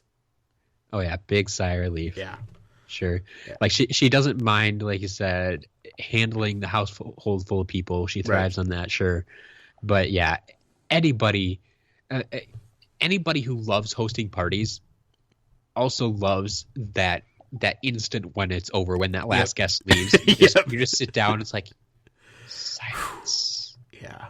And even with Bill and Charlie and Percy leaving later on, like I feel like they probably just went and did their own thing. And Percy's up in his room writing his report, and Bill and Charlie are fighting with picnic tables out in the yard. Yeah. So I'm just like imagining like just her finding like her moment of zen, just like, this is nice. Yep. So they're off to the Quidditch World Cups. Yes, they are. Via the Portkeys. They run into the Diggory family, which, when the father was Amos, right? Yes. Amos Diggory. Immediately I put in my head, I'm like, Diggory sounds familiar. Why do I know the name? Oh, Cedric Diggory. Yeah, I know Cedric Diggory. I think I do. I don't know much about him, but I know him, right? Yeah. All you know so far is he was the seeker for the Hufflepuff house. Darn right he was. The winning seeker. Yeah, can't forget that now. He beat the famous Harry Potter, Matt. Yeah. I mean, even Harry has to admit the better man won that day. That's what he thinks. I love how upset the twins were getting. They're Yep. just like, oh, Cedric. And he's like, okay, this is what I put in my notes here, and we need to discuss this. In my head, now, granted, we're only, 3 plus some change books into this whole thing. And we really, really, really haven't dove in to what it means to be a Hufflepuff. Okay. I know what it means to be a Slytherin. I know what it means to be a Gryffindor. I know a little bit about what it means to be a Hufflepuff. And I know that Ravenclaw doesn't exist. So, Hufflepuff, to me, are humble. Right? Yeah. They're not boisterous. They don't like to brag, and they're not cocky. They're not in your face about anything. They're just humble, friendly folk. Cedric definitely fits the mold for Hufflepuff here, because he's just like, oh, God, Dad, stop it. Like, Absolutely. I won, but look, Harry fell off his broom. Like, that was the only reason why we won that match. He's trying to play it off, right? He's like, just stop embarrassing me. Stop it. Yep. Like he appreciates that he's probably a good Quidditch player, but he also knows that it might not have gone that way. Probably wouldn't have gone that way if Harry didn't fall off because of the Dementors. There's some things going on. Yeah. Now, so I'm looking at Cedric. I'm like, you know what? You're a shining example of Team Hufflepuff here, and I appreciate you for leading this house.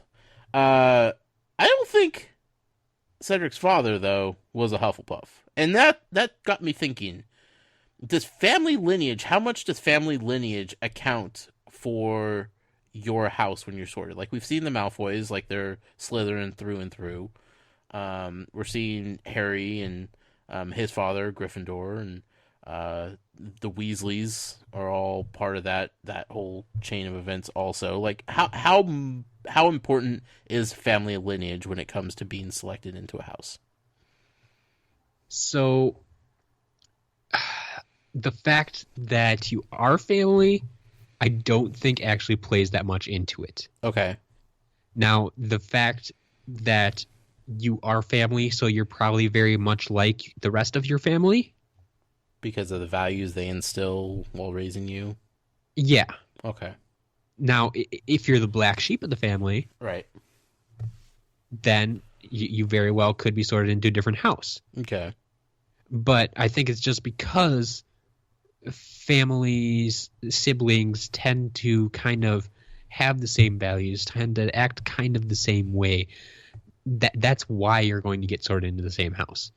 You're not getting sorted in the same house because you're family. Gotcha. Okay. That's kind of what I thought, but then I was questioning. I was like, well, maybe the Sorting Hat, knows some, like, maybe, like, there's some point value attached to the rating scale for, like, your family lineage and where they were sorted at.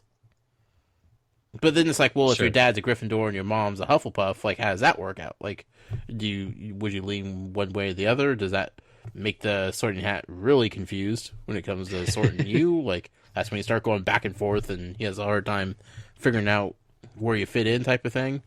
But I was just curious if there was any sort of, like, direct through point that you could make with this, or if it was just, like you said, kind of like, if you're raised by a Gryffindor, you're probably going to have, like, the Gryffindor values and theoretically. Yeah. So I have an example I really want to use, but I don't think we've run across it yet. Is it Neville? No. Okay. No. Because he's clearly not a Gryffindor. Save it. It just got me thinking. Yeah. Because I was like, the Cedric kid, he's pretty humble. He's representing Hufflepuffs the way he should be. His dad, though, his dad's kind of cocky here, and I wasn't it like really the makes attitude. you wonder. Yeah. Because what, like you said, we haven't explored the Hufflepuff house a lot, but the biggest description we get of the houses are from the first book, the first year when we get to see the Sorting Hat ceremony, Right. and he sings that song. Yep. And he goes through each of the houses and he says, "You might belong in Hufflepuff, where they are just and loyal. Those patient Hufflepuffs are true and unafraid of toil." Right. So hardworking, just and loyal, like that's what you're looking at. Sure. And that well, it doesn't, and I guess even patient too. We see that with Cedric a lot right here, actually, being very patient with his father. But it definitely doesn't seem to be this boasting. I mean, he's just being he's very proud of his son. I get that. But the manner in which he conveys that, definitely does not scream Hufflepuff. Right.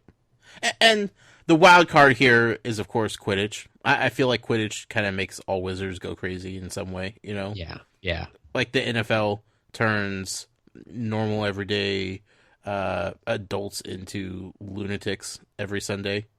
Yeah. I mean, I totally understand that. Like, it's like me and my wife. Like, I'm football is Sundays. Like, you go to church, you go to football.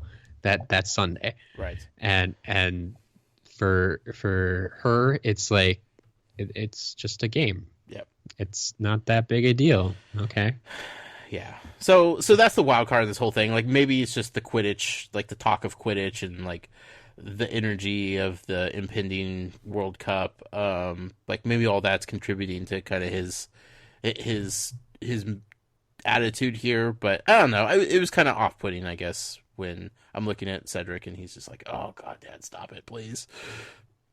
I'm trying to be friends with the twins and they already hate me because I beat their team and I just want to be friends with them because they're it's better to be friends with them than enemies, I have a feeling." Yes. So that was my takeaway from that chapter. Yeah, that was the biggest thing. I like to see all the details we already got about the World Cup. Like, they're expecting 100,000 wizards to show up. Mm-hmm. How do you hide that many wizards, like, without Muggles wondering what's going on? All the preparation that had to go into this thing just to hold this one match. Yeah, it's like they've been preparing this for months, really. Well, it could potentially go on for 5 days here, Matt. At least we've heard about matches going on for longer than that, but sure. Then it got to me when they mentioned the tickets, and it's like because they're mentioning the transportation, and it's like they couldn't all go there at once. They had to spread it out, 100,000 wizards, and so they based it, like, your ticket wasn't just your entrance into watch the match. Right. Your ticket also designated when you had to arrive, which I find fascinating. Cheap tickets, like, 2 weeks early. Yeah. Holy cow. Just think about if you applied this to, like, the Super Bowl. I mean, maybe not 2 weeks early, but even if you just gave everybody a time frame based on your ticket when you had to enter the building, think about how much smoother that could flow. It's not entering the building that's the problem. It's exiting the building. No. I have much less problems exiting the building. Really? And then like parking lot and everybody just sitting there. I mean, yeah, it is a jam and stuff, and it takes a while. But I like, especially with security nowadays. Yeah. Like, I just hate because the last football game I went to, like, I don't go to a lot of them, but the last one I went to was down in North Carolina, I mean, it was a Packer game, but they're I playing... like how you had to justify you going to a football game. Carolina. Yeah, my brother lives in South Carolina now, so we were visiting him. The Packers happened to be playing that weekend, Sure. So it's like, yeah, we got to go.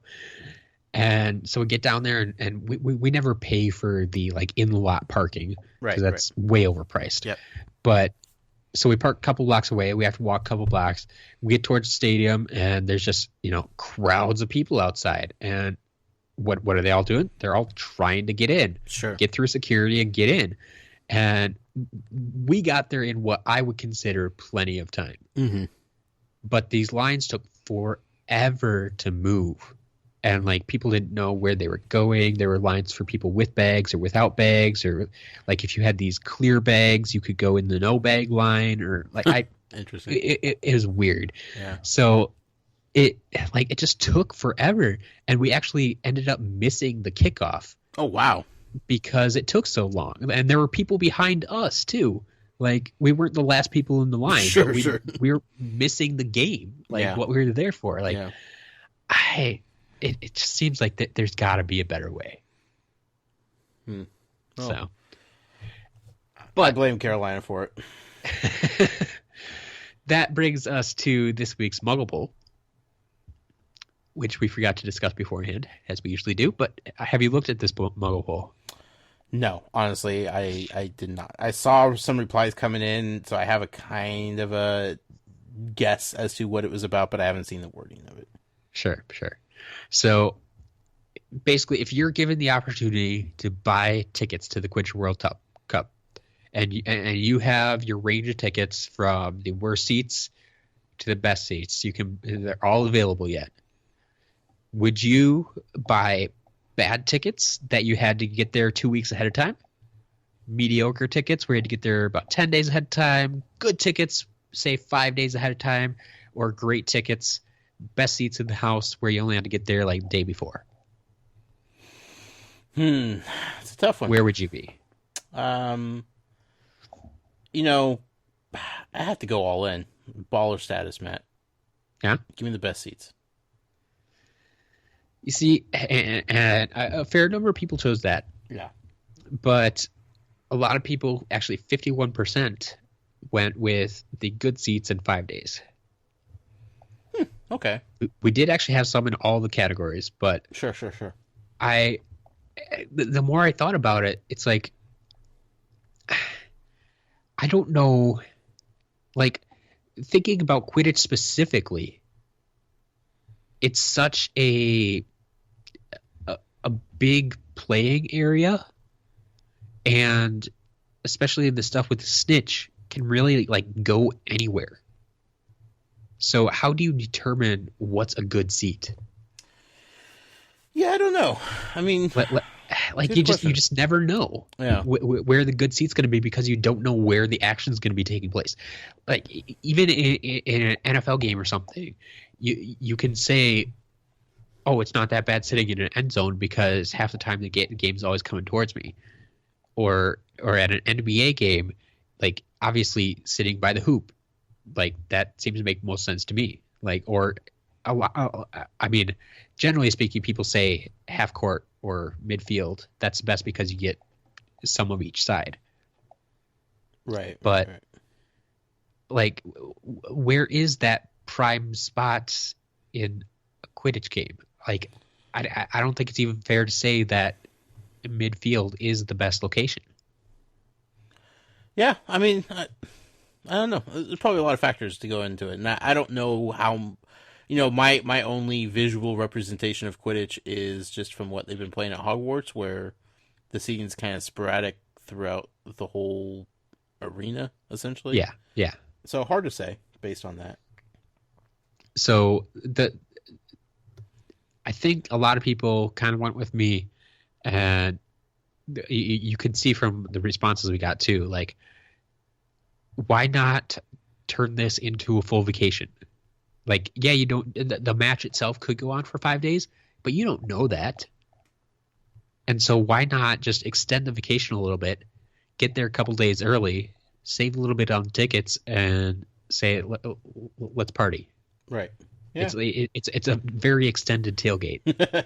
That's true. That's true. I'd party with some wizards. That'd be fun. Yeah, I would too. So what were the poll results? Officially. So yeah, we had 51% on the good 5 days, 28 with the great 1 day, 12 on the mediocre, and 9 on the bad.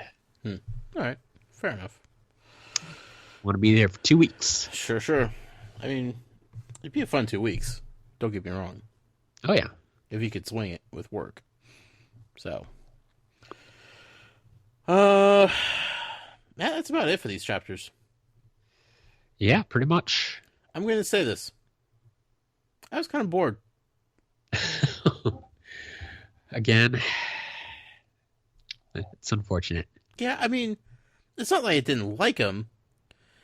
It's just I think I'm still reeling from the end of Prisoner of Azkaban to where like this is such a we're coming down from this roller coaster of emotions and momentum, and this is like the slow climb back up to the top before the big drop again.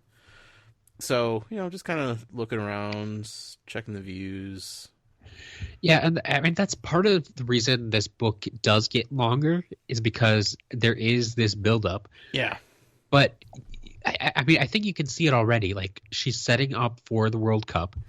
She's introducing new things again, like with the Portkey. Right. Like, that's something you didn't know about, so she put a chapter about it in there. Yep. But at the same time, I don't think she's spending too much time with any one of these topics. That's why we're reading 3 chapters a week, is because these are all shorter chapters. She's not spending too much time in one location. Oh, sure. Yeah, I agree. So, yeah, I mean, like I said, I didn't hate him. I wasn't enamored with him. Like, I like bits and pieces of him. I found, I always enjoy the Burrow and the going-ons of the Weasley family. I love that family immensely. But yeah, I mean, overall, like it's more world building. It's more setting the table for what's to come. Like we haven't even got to the appetizers yet. I don't think. This is all just setting the table, making sure there's forks and knives and napkins and water glasses, and that's where we're at in this meal here. So we'll pick up. I feel like it's gonna pick up. Like, generally speaking, it never feels like it gets good until we get back to Hogwarts. Yeah, that's true. Yeah, I agree with that. So, I mean, like, yeah, we do have that exciting chapter at the Dursleys where something happens, but then, that's not really what you're in this for. Right. You're in it for the magic of Hogwarts. That's true, Matt. That is true. Well, let's get to some emails, shall we? Do we have emails this week? Oh, we have a couple. And by a couple, I mean like a dozen. But first, before we do emails, though, Matt. Yeah. Because, emails are the fastest way to communicate with people these days. No better way than to email somebody. But a cool way to communicate with somebody is via the owl post. It's true. Especially if you're sending somebody a postcard. Also very true. You were going to talk about this on last week's show, Matt. Yes. And you completely forgot. So now I'm giving you the opportunity, before we get into the emails, to talk about this thing. Because I don't know what better segue you could possibly want for reading a postcard that you received from the Wizarding World of Harry Potter in Orlando, Florida, via the owl post. Also very true. So, thank you for that segue. Now you're going to have to give me 5 seconds to turn around and grab this thing because I once again forgot it. Like, I had it sitting next to me the entire show last week. Yeah. We even talked about pre-show. I talked about a pre-show, and it's sitting back on the couch behind me. See, the problem is that Matt wasn't expecting me to segue so beautifully into allowing him to read this postcard. And, it's not for my sake. This is for you guys, the listening audience. You are going to experience whatever is on this postcard along with me for the first time. That's going to be fun, I think. Yeah. So, I'm going to have to... I hope there wasn't anything on here that I couldn't read. I didn't even think about that. Should you pre-read it first? Like, I was planning on reading it, and it didn't even occur to me that, I wonder if he said it. He would say something, though. Or she. We don't know who this is anymore. Yeah. No, it's a giant mystery. All right. Well, we'll just trust, and if I get to a point, I'll just stop reading. So okay. So for those of you who are wondering, a couple weeks ago, you got a postcard. Yep. From the one, the only Shopkins Inquirer. Yes. Who has invaded some of your other podcasts and has now followed us over to Tales from Godric's Hollow, and who is apparently a huge Harry Potter fan, seemed to be down at the Harry Potter celebration and went to the Wizarding World Harry Potter and experienced that and sent us mail from it. Yeah. So it was exciting to get mail from there. Definitely. I've never gotten that before, actually. So there's a great picture of a mug of butterbeer, ice cold mug of butterbeer. Love it. Anyway, it says, "Dear Matt, happy birthday. Know what goes well with a day of Shopkins hunting? A nice piping hot butterbeer. Hopefully this postcard gets to you safely, but they told me it would only get to you as fast as the crow flies. Keep up the great work on Tales from Godric's Hollow, and good work not telling Josh that Lockhart is Ron's real father." Oh, there's not a chance. All the best, Shopkins Inc. Lockhart and his flowing, beautiful blonde hair. Yeah, so we got some nice fan mail there. Physical fan mail. Owl post, if you will. Yeah, always fun. Yeah. Thank you, Shopkins. Yes. Okay, let's get to the real emails now. All right, the real emails. Let's pull these up. And our first email comes from Brandy. Hi, Brandy. Says, "Hi, Josh and Matt. I have been listening to your podcast since early August. And I discovered it when I was moving into my house, and it got me through packing. Now I look forward to hearing your opinions on my favorite book series every week. You guys make make driving in traffic in LA bearable." Ooh. I don't know if that's possible. I think you're talking this up a little bit too much there, Brandy. Moving, we could help with moving. Traffic in LA, I don't know if we're that good yet. She says, "Josh's fresh views and theories are great. I was trying to figure out why this podcast is so awesome to me, and I think Matt nailed it on the head last week. The theories remind me of the crazy, intense theories us old-school Harry Potter nerds used to come up with in online chat rooms while we waited years between book releases. So it's truly like a blast from the past for me. Next, kudos to Matt for keeping all the secrets. I would not be able to hold my tongue in some of the situations you've been in. Good job." Finally, here's a picture of her. This was also her entry into our giveaway. Oh, okay.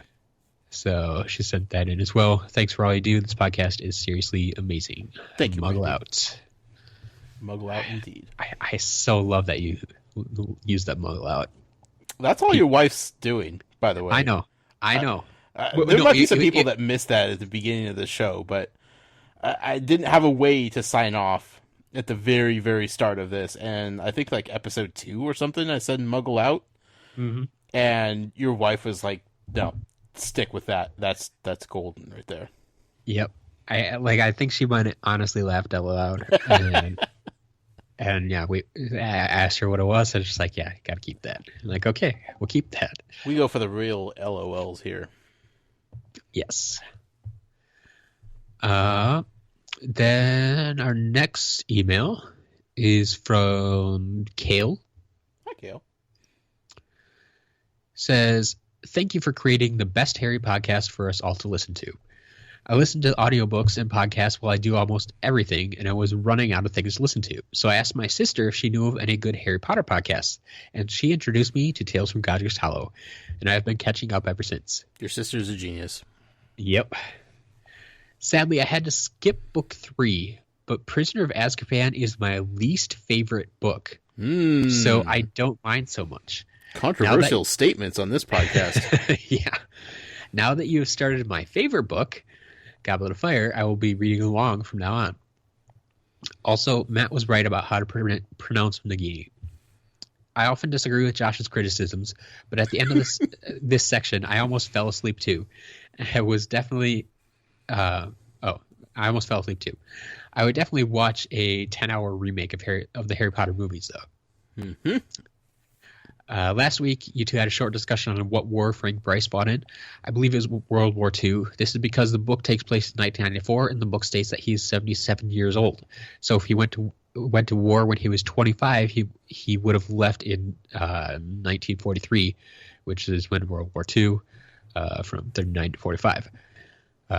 Not all Slytherins are evil. Not all Hufflepuffs are non-athletic, such as Cedric. And squid lives matter. Yes, they do. Yes, they do.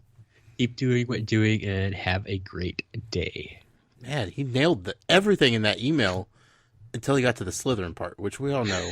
Come on, let's be real. But, hey, whatever. He's probably a Slytherin, and he's upset that he's not Hufflepuff, so. Other than that, thank you for writing. Kale did have one follow-up question here. Yeah. In a separate email. He says, while listening to the old Tales from Godric podcast, I listened to an episode where Atari Alex brings up your accent. And then Josh says there is one word that you say oddly. I think that word is sorry. Have I guessed correctly? Yeah, that's it. Every time you say it, I want to point it out, but it just doesn't feel like the right time. I figured I'd let you point it out. Yeah. Sorry, Matt. So there you go, Kale. Yes, you nailed it on the head. Apparently, I still don't understand, but yeah, it's not you. It's Wisconsin. That's the word. That's the word he always gets me on. Mm-hmm. All right, our next email from Wetzel. Hi, Wetzel.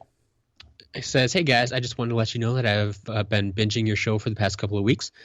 I'm a truck driver, and you guys have helped me big time in passing the time during the 11-hour drive through the night." Ugh. Yeah. I feel like I need to give more energy on the next few shows now. Like, just knowing that somebody is driving through the night listening to me talk. Oh, that's a scary thought. There you go. Now, Josh, I know you hate recaps, but hang in there. I also know that you like to come up with theories, and this book is liable to make your head explode. There's a reason it's my favorite in the series. Anyway, I gotta go since this load isn't going to deliver itself. Keep up the good work. Sincerely, Wetzel, the proud Hufflepuff trucker. I like that. I like that a lot. We'll do our best. We'll do our best just for you, Wetzel. All right. Next one from Harry. Hi, Harry. Says a few questions during this week's reading that you guys may have covered in the episode. How large is the Dursley's fireplace to be able to hold 4 wizards? Okay. I feel like we already know the answer to this, right? I feel like a great classic film known as The Santa Claus prepared us for chimney travel and how it works, right? A little bit of magic goes a long way with these chimneys. Sure. I feel like the ability to expand and contract from the inside out is not out of the realm of the possibilities here. Now, in order to bust through, like, you still need to bust through the wall. Like, we can't deny that fact. But as far as, like, 4 Weasleys coming down through, I feel like there's some ballooning effect going on here. Yeah. I, like, the way I've always pictured it, and I think it might just be in my head for comedic effect, but like I've never really pictured them actually in the fireplace or in the chimney, but I kind of picture them like stuck in the wall, just right, like between the drywall and the insulation or siding or whatever you want to put out there. Yeah. Like they're like literally stuck in the wall and then just like getting stacked on top of each other as they keep falling in. And I guess this would actually be in the chimney, but that's not how I picture it ever. Sure. I get that. So, but yeah, I think you're right. Yeah, like I said, it's magic. It's the Flu Network. It's gonna. I mean, you do get the impression that it's very tight for whatever reason, because they do kind of get like squished, and it's like, what's going on here? Expands just enough for there to be space. Sure. Right? Also, like, look, we saw the Night Bus last book totally manipulate itself in order to avoid things and like change shape on a whim. Well, in the movie, yes. Well, yeah, but you know what I'm saying, right? Yes, I do. So I just feel like that's more likely than like them like shrinking down to fit in the chimney or anything like that. Yeah. Next question. Do you think Mr. Weasley had to use a memory charm on the Dursleys after the episode with Dudley and then the fireplace? No, because he knows I'm never going to say anything. Yeah, I would agree with that. Like, not only do they already know that magic exists because they have a wizard living with them, like the memory charms, I think, are generally for Muggles who are oblivious to magic. The last thing the Dursleys want to do is go out and tell somebody that something magical happened in their house, because that's just going to bring attention to them, and they want nothing to do with that. Yeah. They're the last persons that will need a memory charm. Sure. Hermione mentions the gifts they sent to Harry. Does Harry ever buy gifts for any of his friends? We never see him shopping for them. Not that he could in summer with the Dursleys, but does he? I feel like he gifts them his friendship. they have the ability to Harry hang Potter. out with You are my friend. the famous Harry enough. Potter. You know. Yeah. Yes. I've been curious about when their birthdays are and what they do to celebrate, but Sure. yeah, I mean, like you said, during the summer, he's clearly not able to go buy presents or do anything. Hedwig, like, what's her capability? Like, would she be like, if he strapped some money to her, like, would she be able to go purchase a gift and then deliver it? Like, how does this outpost really work? I would think it's possible, especially if he sent a note. Yeah, Like we've seen this, like when Sirius bought the firebolt for Harry last year. Yeah. He sent an owl to with the money, or to take the money out of his vault, even. Right. Didn't even have the money. The other way I'd look at it too is like we see the newspapers get delivered at Hogwarts sometimes, and then they give them payment to the owl then. Sure. So it's like it could go either way. I think like I definitely think there could be mail order gifts. Right. That's a good question though. I am curious now what Harry has given his friends. Because he feels like he would do the same that they're doing for him. It makes sense. Yeah. Also, kid's loaded financially, so you know. Yeah, as far as we know, he had more money than he ever needs, so makes sense. When will table dueling, smashing tables against each other in the sky, become a real sport? I feel like it's probably part of the Wizarding Olympic Games. Yeah. You know, I could see that. Yeah. Quidditch is obviously the highlight of the Olympic Games, but table dueling, wizard chess, all kinds of things they could be up to. A real sport, sense. though, I don't know. Hard to say. And final question then: Bulgaria versus Ireland. Who you got, Josh? Ireland, all the way. Ireland? Yeah. All right. Yep. The Irish. Luck of the Irish, my friend. And he finishes up with, in your Prisoner of Azkaban movie episode, Colin asked if I was Harry Potter writing into the podcast. Funny he should ask that.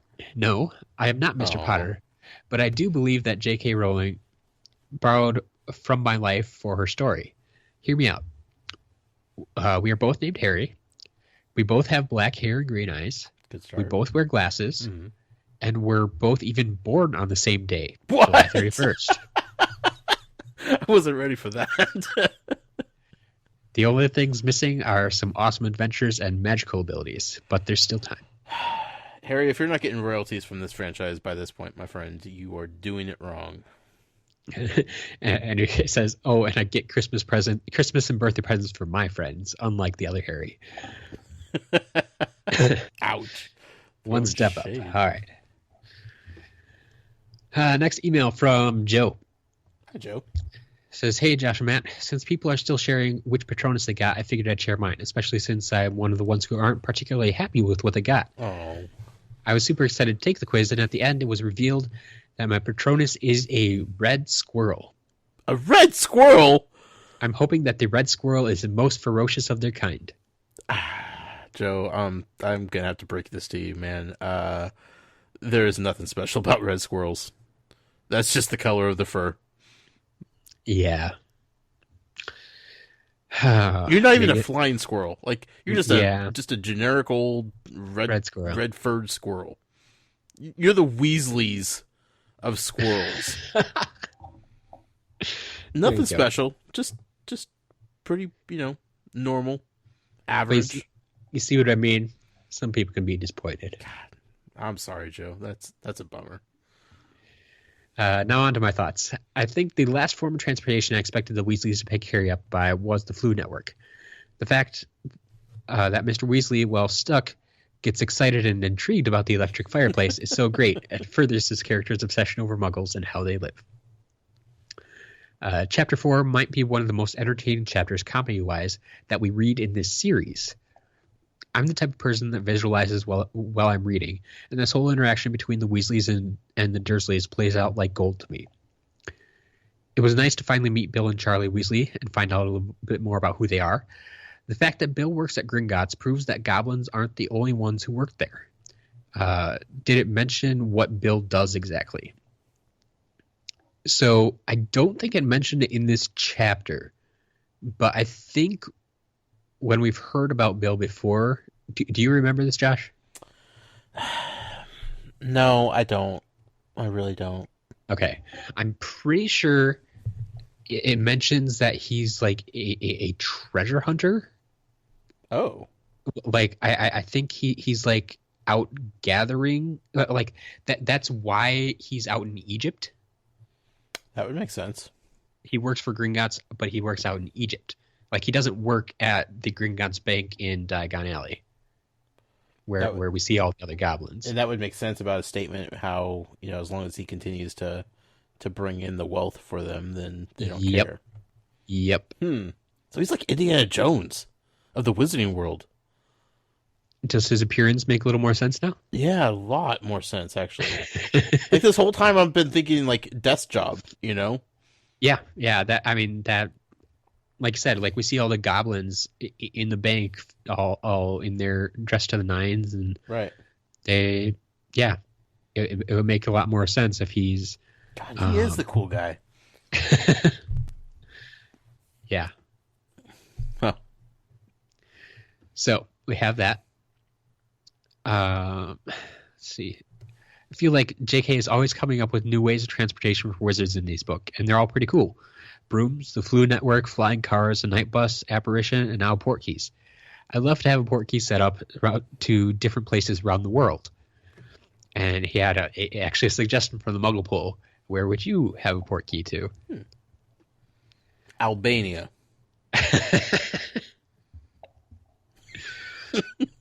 You just want to find out what's going on in Albania. So badly, Matt. Yeah.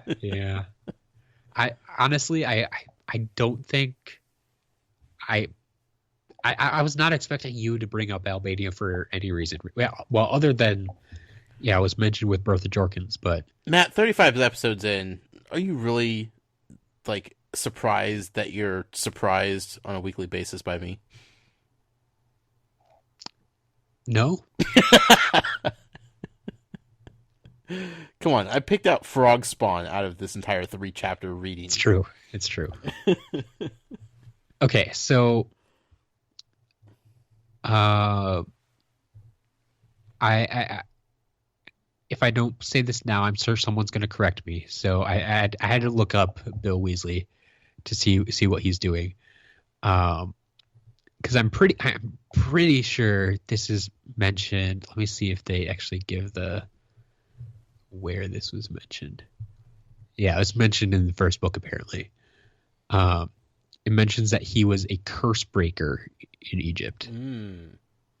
But I want to say we even mentioned this once, because I'm pretty sure the pyramids have come up. Yeah, when the Weasleys went to Egypt on vacation.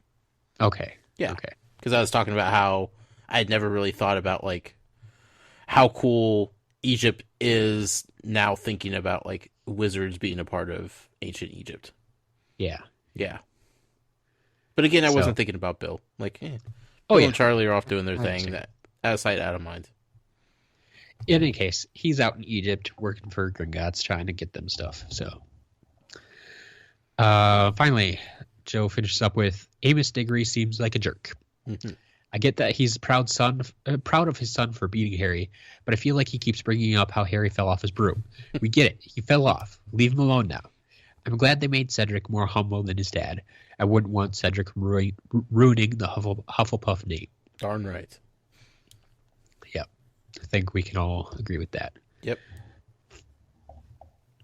All right. We got an email from Katie. Hi, Katie. It says, hi, Matt and Josh. I discovered your podcast a while ago in my constant quest to have more Harry Potter content in my life. Love to hear that. We're all there. I love Josh's theories and the general idea of reading Harry Potter from the unspoiled perspective. I'd like to say that I have some idea about how Josh feels about having to read the books very slowly. Oh, yeah. Not to offend anybody else, but this may be my favorite email of the week. Oh, okay. I've already read this entire email to my wife because Sure. I just love it so much. To be fair, I love all the emails equally, but, that's just... I was not expecting this one at all. So, in any case, I'd like to say that I have some idea about how Josh feels having to read the books very slowly. I've been blind since birth.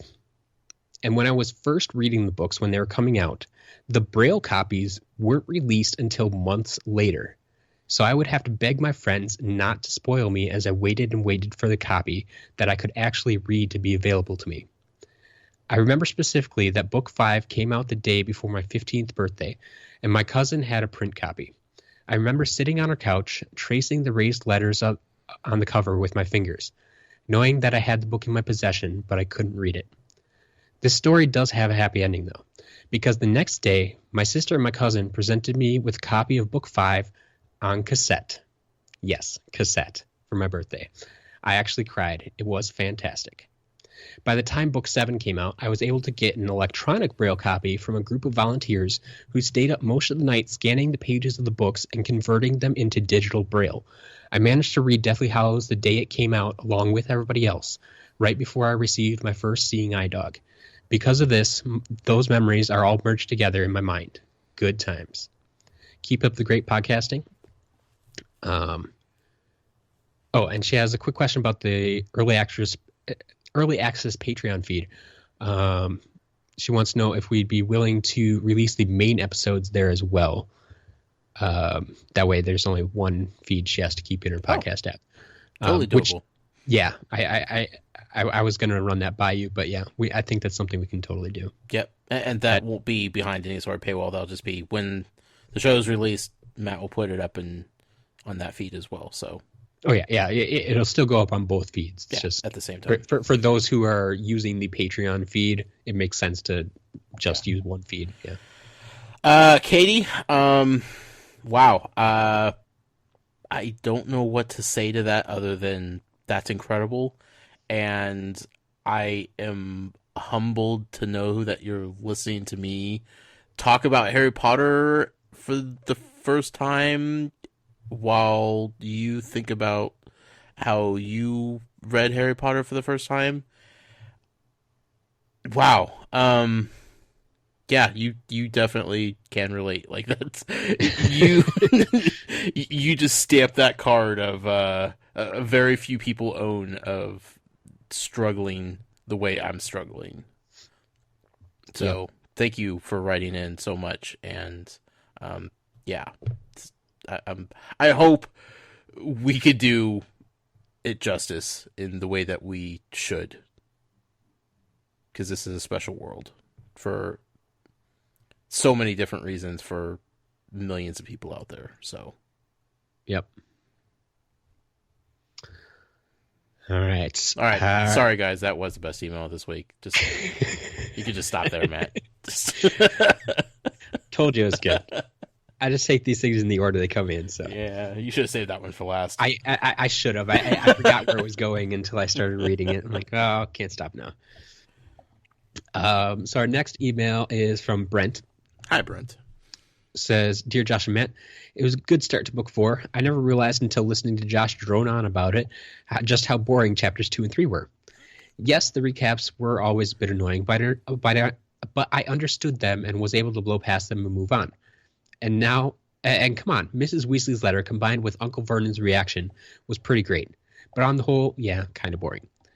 However, you guys did bring up some interesting questions in the last episode. These are the kind of questions usually asked to JK, and she is amazing at giving such simple answers to those questions. You're never really sure if she had that in mind since the beginning, or if she's just doing a little on-the-spot retconning. Now, that term, retcon, have you ever heard that before? Oh, yeah, I've heard it. Okay, so you're familiar with it? Yes. I understood what he was going for, but I had never heard the term retcon. I've heard the term, and I know what it means. Now, I don't know if it's a shortened version of other words, like where it's derived from. Yeah. But I definitely know what it means. Just for anyone out there who was kind of in my position, it comes from retroactive continuity. Oh, okay. That makes sense. It's a literary device in which new information is added to already established facts in the continuity of a fictional work. So, like I said, I just reading his email, I knew exactly what he was getting at. I just had never heard retcon before. Yeah. So, he did give me a link to this interview with JK that he was talking about. Unfortunately, I don't think I want to share that with you right now. Okay. But fair enough. So the first question you guys explored was, why does old Voldemort call Pettigrew Wormtail if that was the secret code name between friends that were the Marauders? It would seem to me that it's actually very much in Voldemort's character to use this name. His disdain for Wormtail is pretty clear, never mind the irony that Voldemort needs Pettigrew to survive at the moment. Pettigrew betrayed his friends, and on at least some level that has to sting.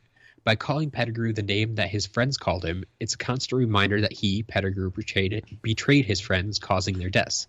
And that's something Voldemort would love to keep tormenting Pettigrew with. As far as how Voldemort ever found out about his name, well, Voldy seems to have an uncanny ability to know things.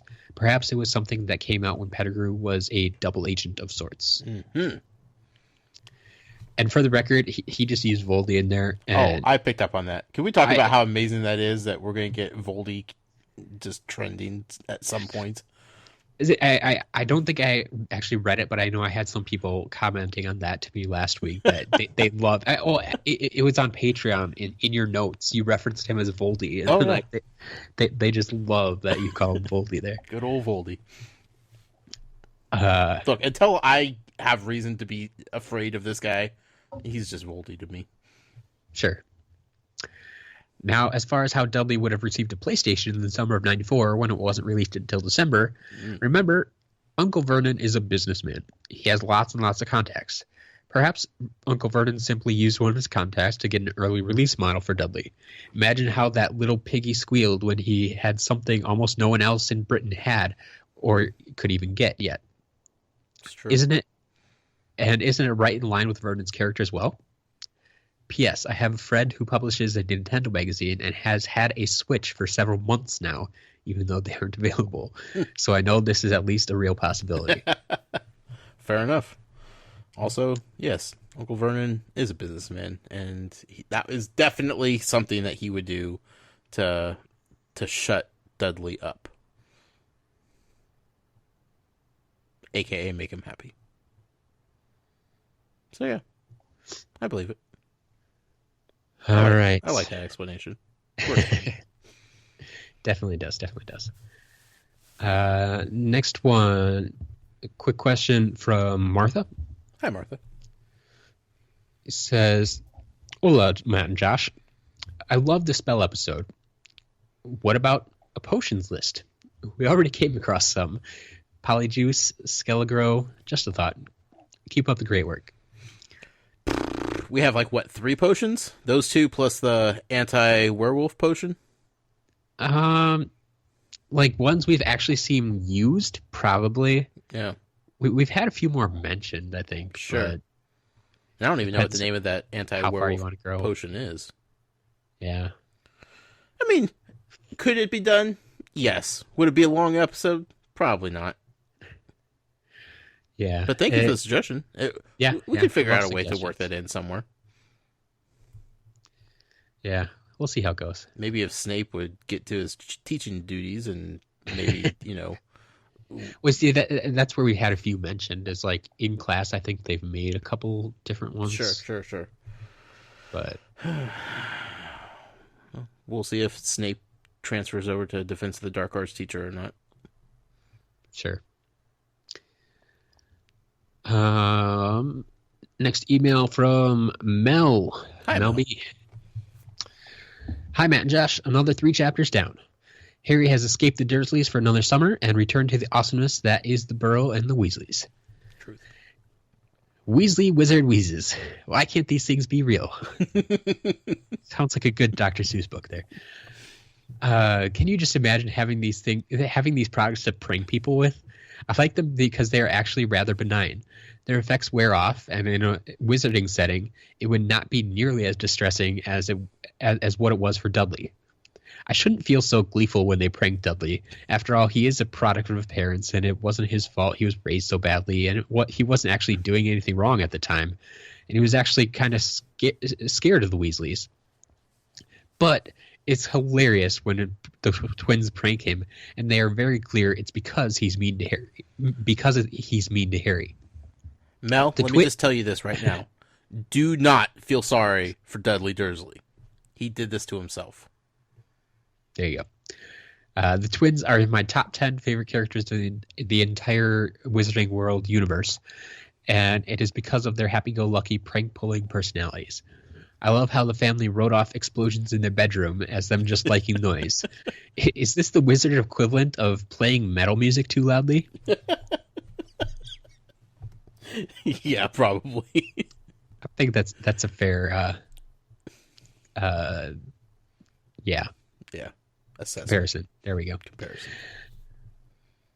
It's great to finally meet Bill and Charlie after hearing so much about them from Ron through previous novels. They really emphasize the fact that Percy is the oddball in the family, even though they have had the same accomplishments, head boy and so on and so forth. Right. They are laid back and easygoing.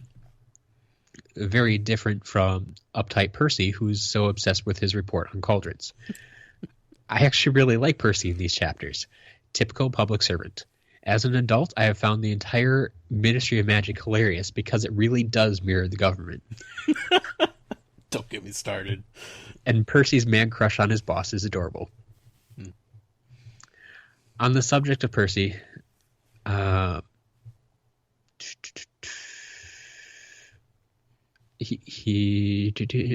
we're going to skip that one for now. Matt's editing.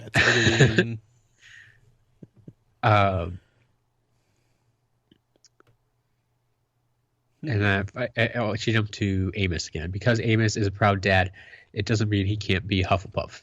Having said that, his face seems very punchable right now. Right, and that's not a Hufflepuff. No one has ever met a Hufflepuff and said, you know what, I really want to punch you. Says, that's all for this week. I will leave you with a little drawing I scribbled out this week and the question, who will they get this year? That's mysterious. Let's also, see. I have a question from Mel B here. Yeah. She said the twins, Fred and George, are in the top 10 of her favorite characters in this Wizarding world. Yep. Which one's which, though? Like, Fred or George? Like, which one's above which? You can't. It's not a combo package here. They may be twins identical to the very last freckle, but they are two individual people, and they deserve to be rated as such. Rated and ranked. So what's it going to be, Mel? Fred, George, who's the better of the twins? Matt's sending me something here. So this is a drawing. I think we'll probably throw it out there on Twitter unless I get any objection from Mel, but I don't think she'll mind. I kind of enjoyed the style. Oh. It's all the Defense Against the Dark Arts teachers. There you go. I love it. It's good stuff. Yeah, that's a big question. Who will they get this year? Just seeing Lockhart there just makes me angry. Whoever it is, R.I.P. Oh, sad day.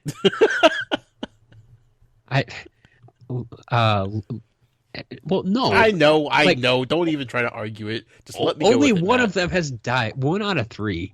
Come on. Yeah, but Lockhart's spirit and soul is gone. He might as well be dead. Lupin, though. Make me cry again thinking about it. Finally, our last email from the one, the only, Atari Alex. Hi, Alex.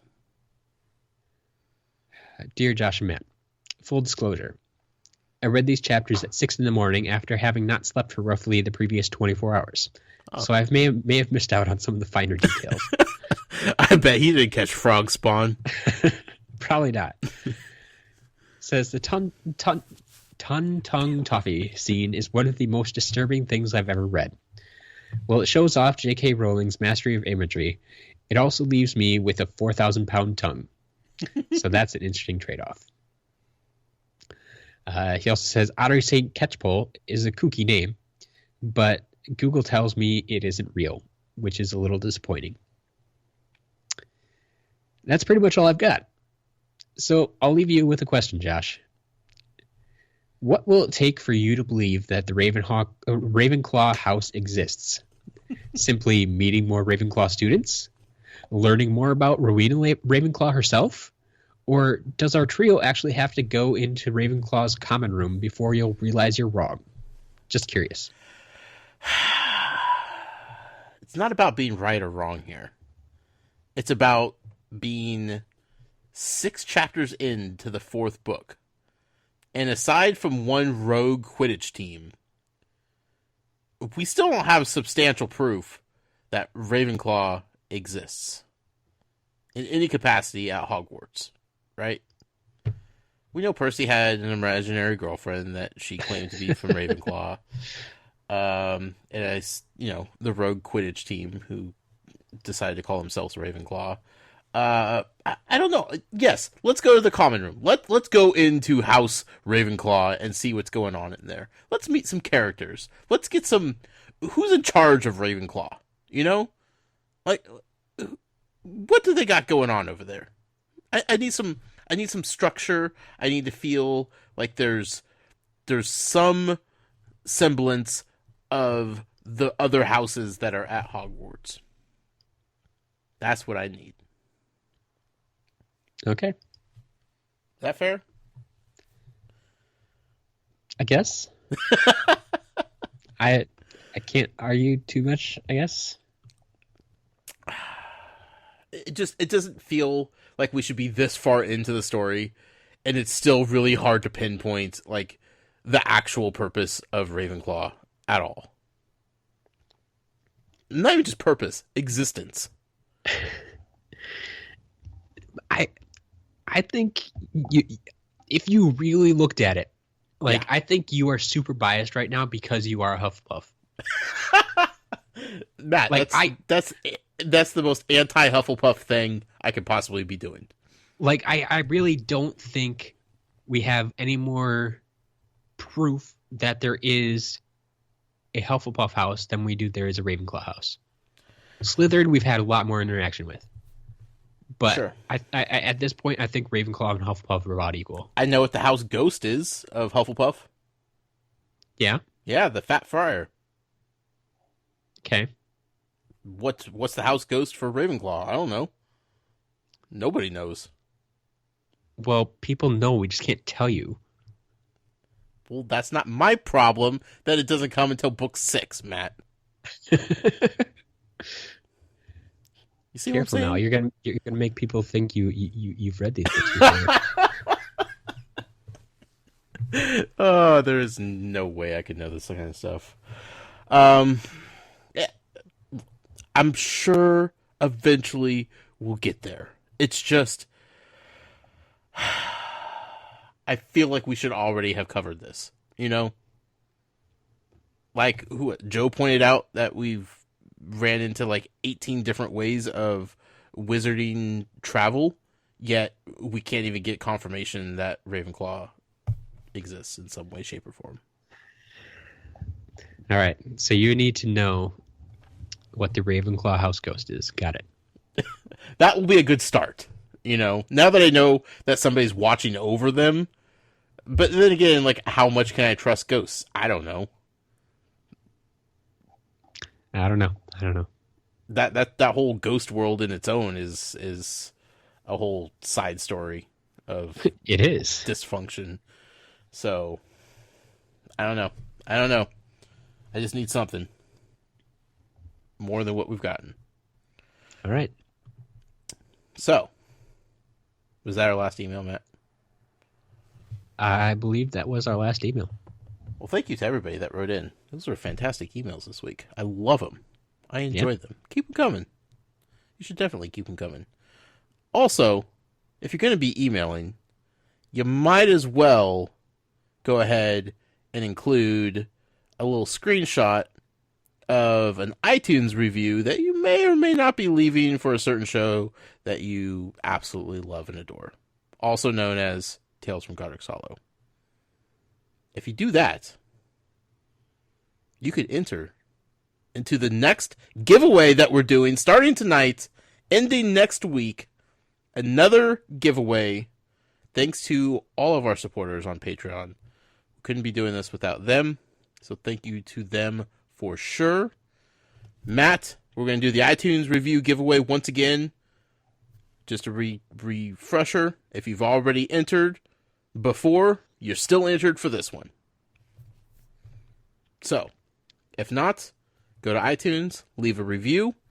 Before you hit enter, or send, or submit, or whatever the button says, go ahead and take a screenshot, email it to Matt, and say, hey, this is my review. And that enters you to win a giveaway. And like you saw at the beginning of the show, I just pick a random number. That's all it is. Me picking numbers. So, if you could influence in some way, shape, or form what number I'm going to be thinking of, you know, channel your inner Professor Trelawney here, you could win a really cool prize. And for the record, the order of the entries changes every time. So even if you would pick number 14 again next time, it's going to be a different person. Absolutely. I see what you're doing. Yeah. There's no way you personally, Josh, would be able to know who you're selecting. You say that, but you know. So Just Matt, wait till we get to book 6. Yeah, exactly. It all comes unraveled at book 6. So what are we giving away this week, Matt? I believe this week, they are finally re-releasing from the Hogwarts library the set of 3 books. This was something that was available for a while when it first came out. The original set was only 2 books. And then it went to 3 books, and then went back down to 2 books, but it was different 2 books. In any case, this includes 3 books. It's going to be Quidditch Through the Ages, Fantastic Beasts and Where to Find Them, and Tales of Beetle Bard. Question, Matt. Yes. Am I allowed to read Tales from Beetle Bard yet? No. Are you kidding me? Absolutely not. You cannot read that book. Oh, my goodness. But the other 2? I should probably double check, but I'm pretty sure you're safe to read Quidditch Through the Ages and Fantastic Beasts and Where to Find Them. Okay. Several months ago, I was going to buy the 2-book collection And you're like, no, don't do that because they're re-releasing the 3-book collection. Yeah. So I said, okay, but you've been warning me that I can't read this Beetle Bard book. Yes, Tales of the Beetle Bard. And now I'm disappointed because now it's so close to being released and I'm so anxious to finally read it, and now I can't. Yeah, you should not read that one. But the other two, you think maybe? The other two, I believe, should be fine. Like I said, I haven't read them since we've started doing this podcast. Right. So I can't guarantee that there's nothing. You haven't read them with the context of, does this spoil it for anybody that has never read these? Exactly. Kind of like I hadn't played through the video games with that in mind. Sure. Yeah. So I'll try to do that this week because I know that's coming out. At the very least, Matt. The Fantastic like Beasts book. Yeah. Just let me read that, please. that one, the only thing I'm worried about is like if they added something to it, but I think it would just be stuff that's in Fantastic Beasts that would be fine. So we'll see how it goes. But sure. Yeah, I'm pretty sure those should be fine. Regardless, we're giving away the full collection. We are. Hogwarts Library. It releases March 14th. So we're giving away something new and shiny for you Harry Potter fans out there. So it's true. We have a lot of giveaways to do this month. As it's looking now, we're probably going to do one a week. So this is going to be the first one. Enter starting tonight. Ends next time we record, next Monday, March 6th. Sounds right. That sounds right. That's how dates work. That's how calendars work. So yeah, do what you do. If you have any questions about entering, just let us know, and we'll be happy to help and make sure you get your entry in correctly. So I always wonder who categorizes things on Amazon. Yeah. This Hogwarts Library collection is currently the #1 new release in children's dragon stories. That intrigues me. I didn't even know that was a category. How many categories for children's books are there? Oh, there's a lot of dragon books out there. Yeah. Yeah, there's a lot. Anyway, we're going to give away that collection. So, like I said, you know all the rules. Do what you do best, and next week we'll give that away. Matt, do you have anything else for the show tonight?